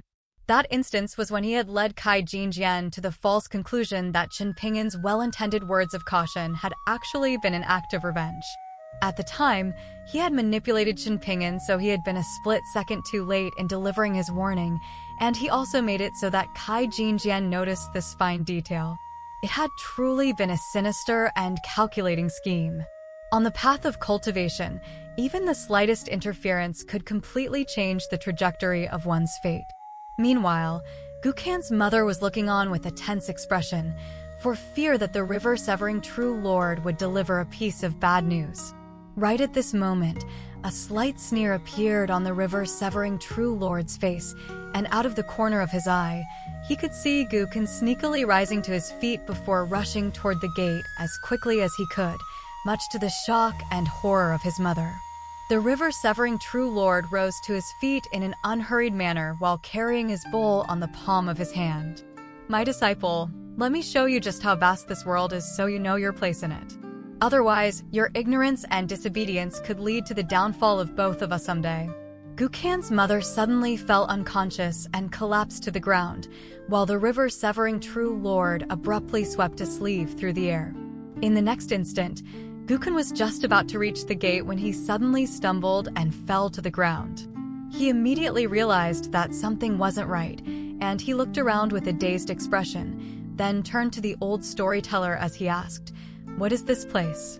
"We are inside the bowl," the river-severing true lord replied in a calm manner with his hands clasped behind his back. Gukan became even more confused upon hearing this, but the river-severing true lord suddenly yelled, "Get up!" Gukan reflexively clambered to his feet, standing still on the spot. He discovered that he seemed to be standing on the edge of a cliff with a vast sea of clouds in the distance directly up ahead. His eyes then widened with shock as he could see an enormous torso slowly moving through the cloud and mist. However, the creature was so enormous that he was unable to see the entirety of its body. He was extremely frightened by this, and he immediately tried to take a step back, only for the river-severing true lord to press a palm into the back of his head as he commanded in a stern voice, "Stand still. If you back away now, you'll struggle to ever make any progress in your future cultivation." Tears immediately began to flow down Gukan's face, and despite how unruly he had always been, he was so terrified that he didn't even dare to cry out loud. At the same time, his legs and his lips were trembling uncontrollably. The sea of clouds in the distance began to churn incessantly, and it seemed that the veil of white clouds was gradually thinning out. More of the enormous creature in the sky was revealed, and it resembled an infinitely enlarged version of the small catfish that Gukan had been keeping in his water vat. This thought had sprung into Gukan's mind out of nowhere, and all of a sudden, he reflexively took a step forward as if he had been possessed, then extended his slender arms toward the sky. A head that was as massive as a mountain slowly emerged from the clouds. Gukan's eyes immediately lit up upon seeing this, and not only was he not fearful in the slightest, he beckoned to the enormous creature as he yelled, "Come over here. I didn't know you already grew this big." No wonder I felt like the number of fish, prawns, and crabs in my water vat went down by so much the day after I put you in there. Standing behind Gukan, the river-severing true lord's heart was filled with a series of complex emotions, including an overwhelming sense of envy, but also a sense of elation and gratification. He was never going to be blessed with a fated opportunity of such a stunning magnitude, but it was definitely worth this trip to be able to take in such a blessed disciple. The river-severing true lord looked on as the head approached them, and he murmured to himself, "What a truly stunning sight." All of a sudden, Chen Pingin told Ning Yao that he was going out.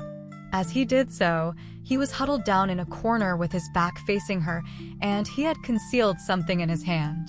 He told Ning Yao that he had to buy a clay pot to brew her medicine in, but right after he left, Ning Yao spotted an old clay pot placed in a corner of the house. Furthermore, she possessed exceptional hearing, and she knew that what Chen Pingin was hiding in his grasp was a shard of porcelain, one that was extremely sharp. Right as Chen Pingin was about to rush out of the courtyard, Ning Yao suddenly yelled, "Hold on. I have something to say to you." Chen Pingin pretended not to have heard her, but right as he was about to open the gate, Ning Yao raised her voice as she yelled again, "Chen Pingin, Qin Ping'an could only turn around and jog back to the doorstep. At this point, Ning Yao's complexion had already improved somewhat, but her voice was still rather hoarse as she said, "What I want to tell you is that firstly, for outsiders like ourselves in this town, our physical constitutions will be superior to the average person's, but aside from that, we're different from the town's residents. Secondly, outsiders are not allowed to kill people here, and if we break that rule, no matter what reason we may have, we will be evicted and forced to leave empty-handed. That is an extremely severe consequence, far more dire than you can imagine. Thirdly, you have to think things through properly before you act. For outsiders like me, if our lives are placed under threat, we'll definitely retaliate, even if it means having to leave this place empty-handed. After all, nothing is more important than survival."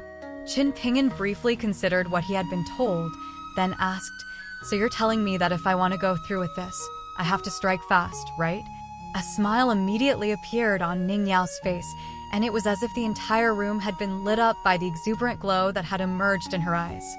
She patted the green scabbard of the saber laid across her knees, then nodded as she replied, "Indeed, you must strike with the utmost speed. That is the ultimate goal that I'm pursuing with both this saber and this sword of mine. I want to be the fastest under the heavens regardless of whether it be drawing my saber or attacking with my sword."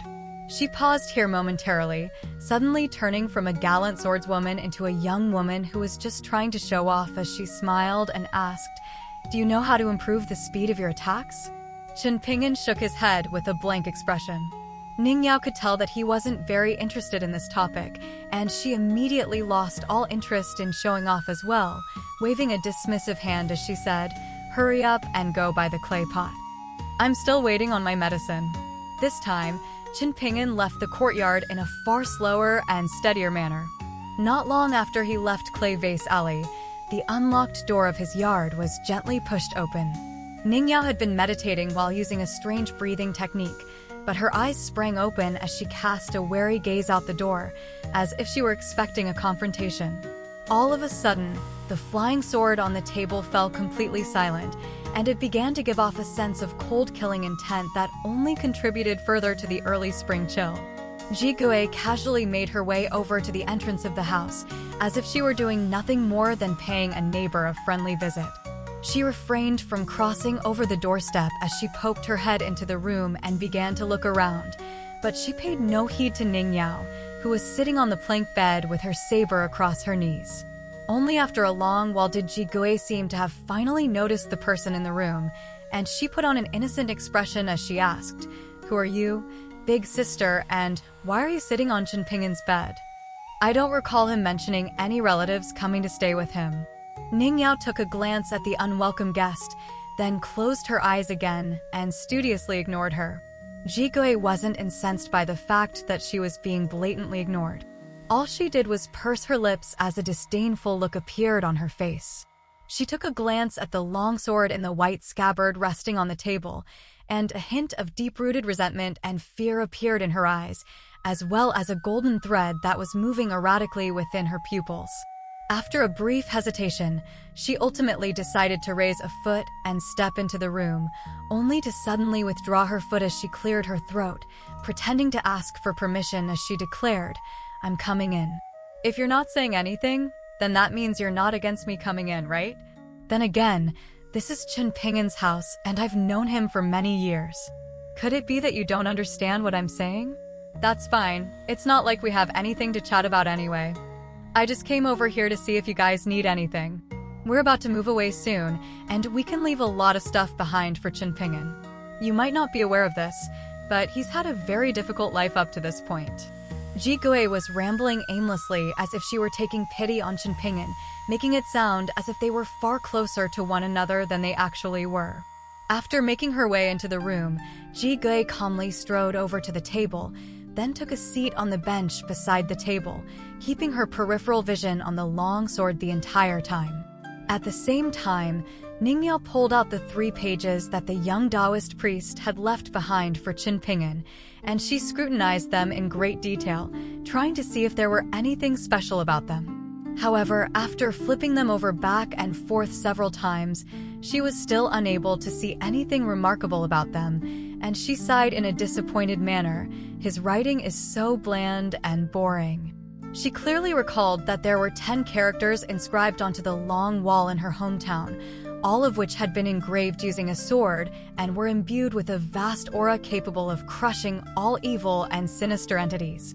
Even as a small child, her favorite hobby was to stand in front of the wall and look up at the mighty characters engraved upon it. Hence, the plaque in the town that contained the idiom, unmatched aura, hadn't been able to captivate much of her interest. Jigui turned to Ning Yao, surreptitiously sitting up straighter while resting her hands on top of one another on her knees, most likely in an attempt to make herself appear more elegant and refined, and she smiled as she mused in a gentle voice. "A young girl like you should be more careful. Who are you?" Ning Yao couldn't help but ask. Jigui's hand flew to her chest as she feigned a surprised expression and exclaimed, "So you could understand me all this time. Do you need something?" Ning Yao asked. "Is this yours?" Jigui asked as she pointed at the longsword on the table. Ning Yao's brows furrowed slightly, and she offered no response. Jigui was completely unbothered by Ning Yao's refusal to answer her question, and she stood up before making her way over to a corner of the room, where she began inspecting the pots and pans on the wooden shelf. None of those things had any significant value, but she was scrutinizing them very carefully. Back when he was an apprentice at the Kills, Qin Ping'an had explored all of the areas around the small town. He would scale the mountains on his own to dig for clay and collect firewood, and over time, he became very fast at scaling and descending from the mountains.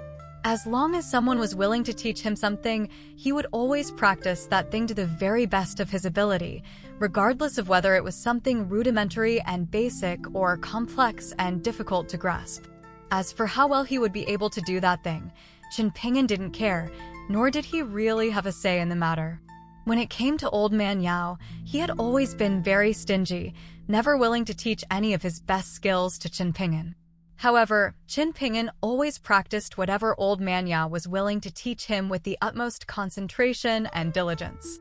After that, Lu Xianying taught him to make things like wooden bows and fishing rods, and he was just as diligent in learning those things. Song Jisin had never been shy to deliver scathing remarks about Qin Ping'an, and in his words, Qin Ping'an was someone who made the best of what he had, but unfortunately, he simply had too little to work with.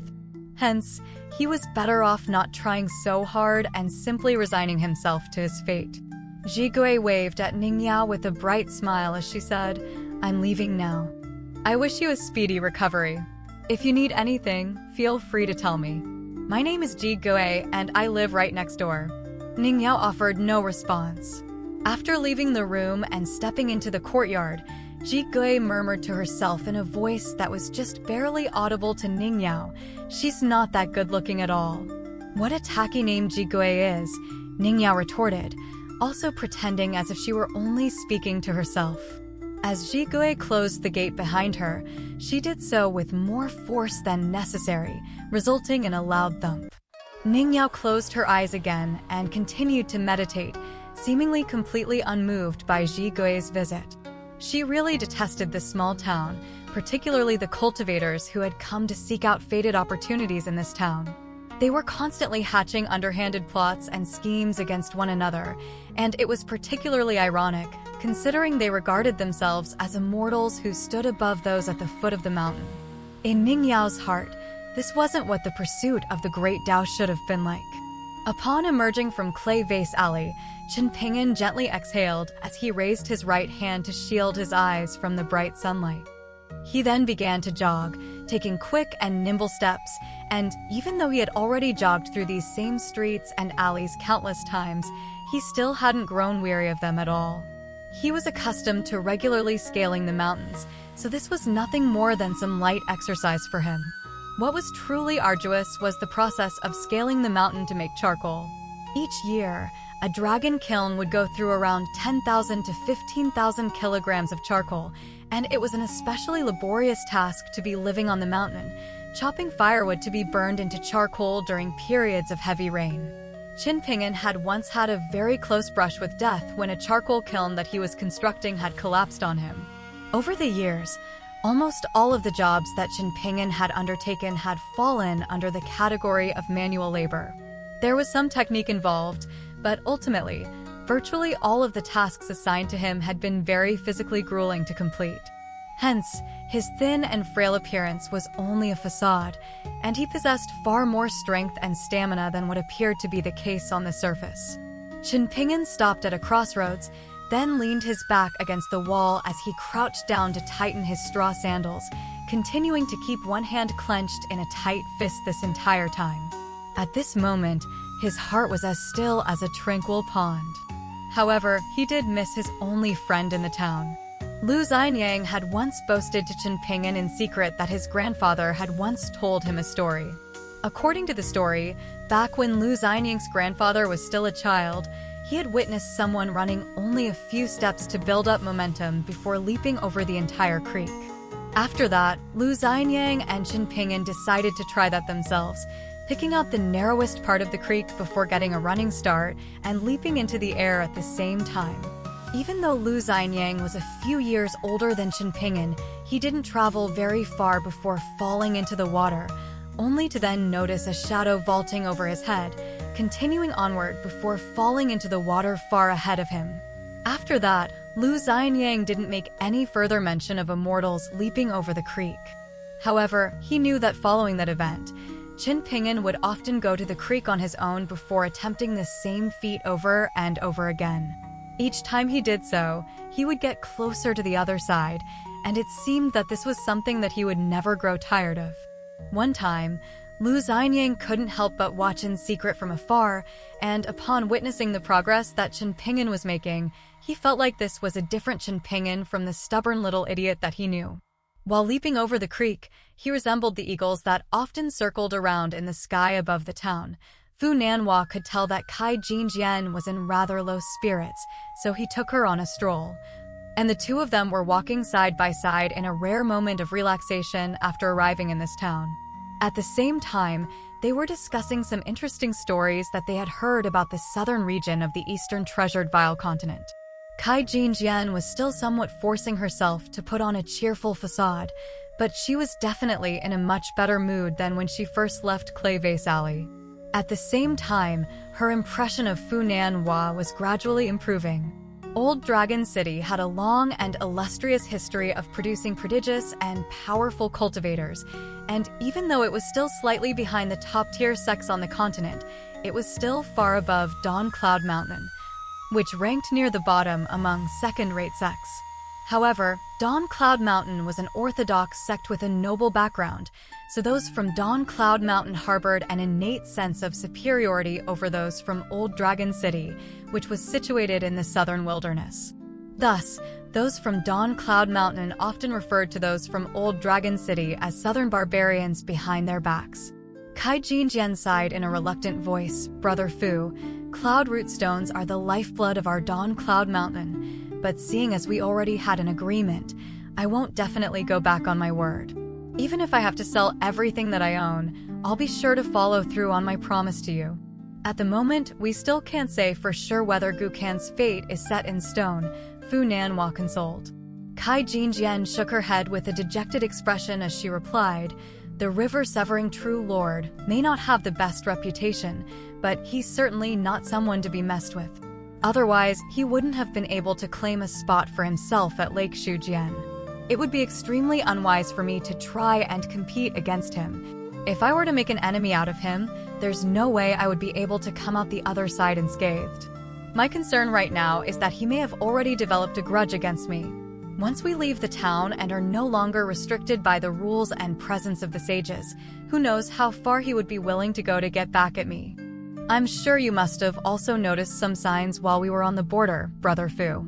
Unfortunately, the servants sent to accompany me on this trip do not possess anywhere near enough power to be able to stand against him."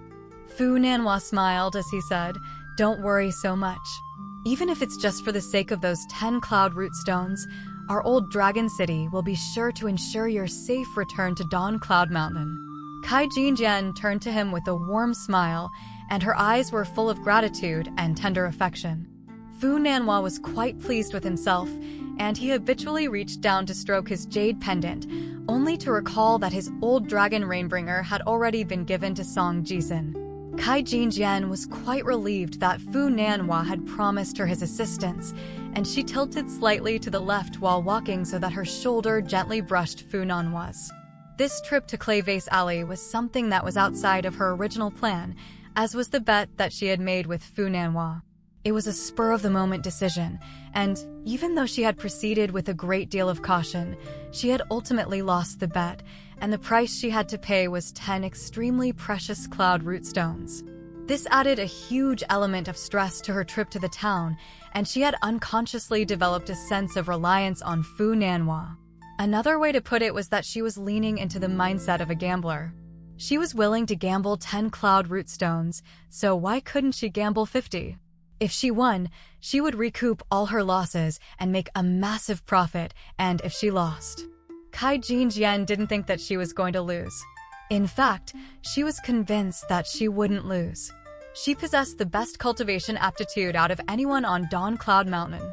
Everything had gone smoothly for her on her cultivation journey, and her cultivation base had progressed rapidly.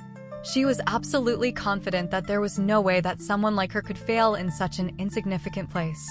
While Kai Jinjian's mood was taking a turn for the better, Fu Nanhua was also quite confident that he had all but obtained what he had come here to acquire, and he was finally in the mood to be appreciating Kai Jinjian's beauty.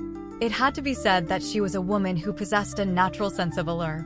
If he could take her as his Dao partner, both his cultivation and his sex life would undoubtedly see an improvement. An influential and reputable senior had once declared that Kai Jinjian possessed aptitude and beauty in equal measure, and the implication there was that she would make for an exemplary Dao partner.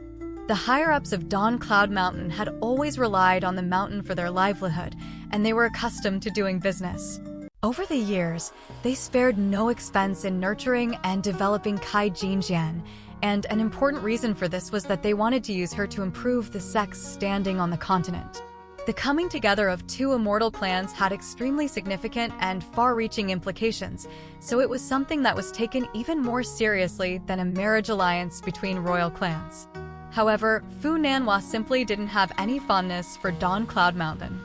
In his eyes, it was preposterous that the sect was placing its fate entirely on the shoulders of a woman like Kai Jinjian, and that was why he had a very low opinion of the sect. If the boy living next door to Song Jisen had also been selected by a certain power outside the town, and he still has his bonded porcelain, then what you did to him could land you in a great deal of trouble. It'll be an easy task for those outside forces to trace everything back to you, and in extension, Dawn Cloud Mountain. On top of that, there's a chance that both Song Jisen and the River Severing True Lord detected what you did as well, Fu Nanhua said. Kai Jinjian smiled as she replied, "Perhaps you were too fixated on securing a fated opportunity in this town, and as a result, you failed to notice some of the unspoken rules of this place. For boys who are born in this town, if they haven't been taken away by any porcelain buyers after reaching 9 years of age, then that indicates that they possess lackluster aptitude for cultivation and are considered to be lacking in value. After that, the older they become, the further their value drops. From the perspective of those sects and factions, it would be much wiser to invest in the development of their existing disciples, rather than spend an astronomical sum in adoption money, only to secure a child with mediocre aptitude." Just the mere mention of Chenpingen was enough to fill Kai Jinjian with disgust. A filthy commoner like him should learn to know his place.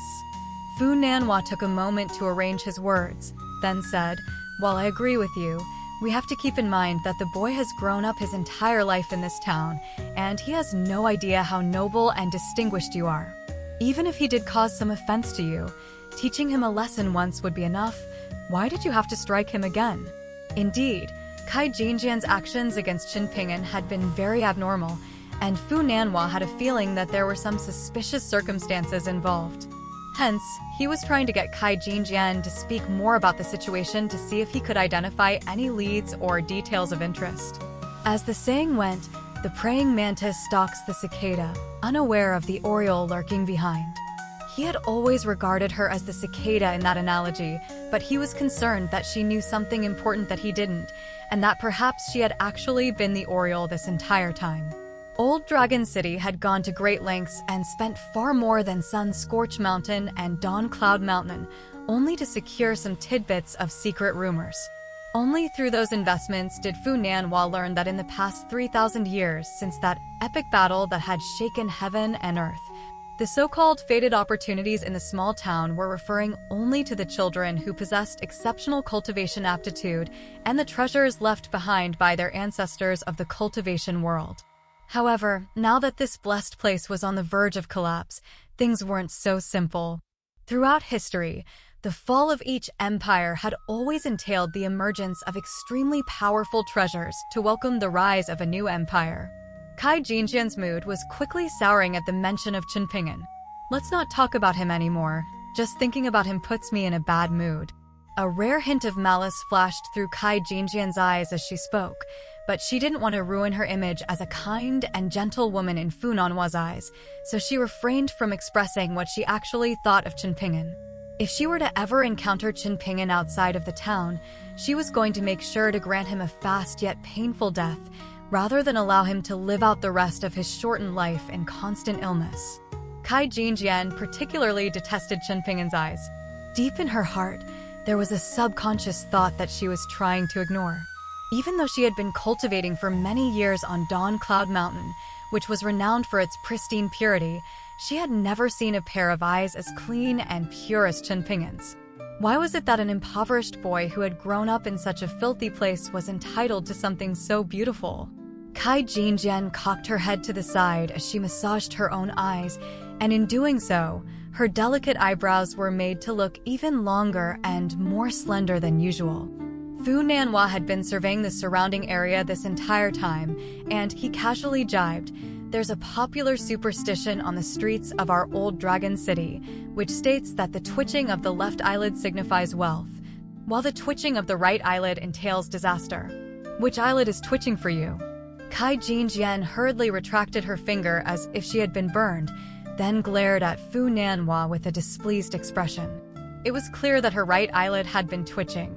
Having dug himself into this hole, Fu Nanhua hurriedly tried to make amends.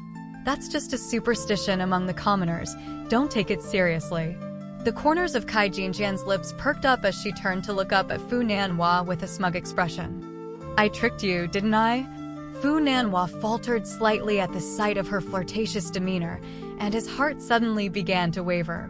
He suddenly found himself feeling a little hesitant, and his conviction to kill her began to falter. If he could take her as his Dao partner, wouldn't that help Old Dragon City extend its influence toward the north? If Kai Jinjian could successfully obtain her fated opportunity here, her status would undoubtedly be severely elevated once she returned to Dawn Cloud Mountain, and it certainly wasn't a stretch to think that she could become the mistress of Dawn Cloud Mountain. Throughout the extensive history of Dawn Cloud Mountain, there had been precedents of women becoming the master of the mountain. If everything went according to plan, Old Dragon City would have a legitimate reason to infiltrate the central area of the Eastern Treasured Vile Continent, forming an alliance with Dawn Cloud Mountain in the north. For the past several centuries, Old Dragon City had always been an extremely powerful sect, but it was constantly being ostracized and shunned by other powers due to its terrible geographic location.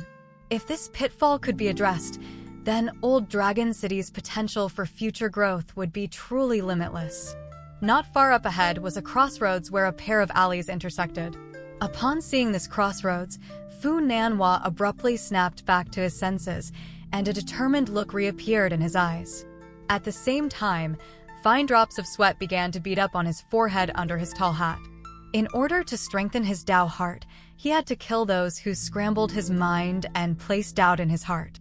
In that instant, as Fu Nanhua turned to look at Kai Jinjian again, his expression, demeanor, and mindset had all returned to their former carefree state. It was as if he were purely appreciating a beautiful painting.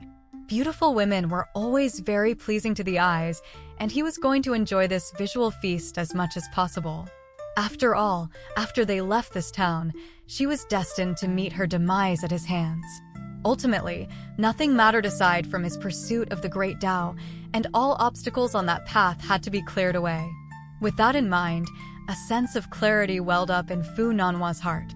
Kai Jinjian turned to him with a smile as she asked in a seductive voice, "What are you thinking about that's made you so happy, Nanhua?" She had surreptitiously switched to referring to Fu Nanhua by a more intimate name. Fu Nanhua shook his head with a smile, and he was just about to say something when he spotted a shadow out of the corner of his eye. A thin young boy charged out of the alley that intersected the one that they were on, and it seemed that it had only taken him a single step to reach Kai Jinjian. Immediately thereafter, he raised his left hand in a sharp and forceful motion, and at the same time, his right fist had already slammed into Kai Jinjian's abdomen. The punch was packed with so much power that the faint sound of wind could be heard as his fist sped through the air, and Kai Jinjian involuntarily doubled over from the force of the impact. The strength in the boy's right hand already far exceeded that of his peers, but his left hand was actually his dominant hand.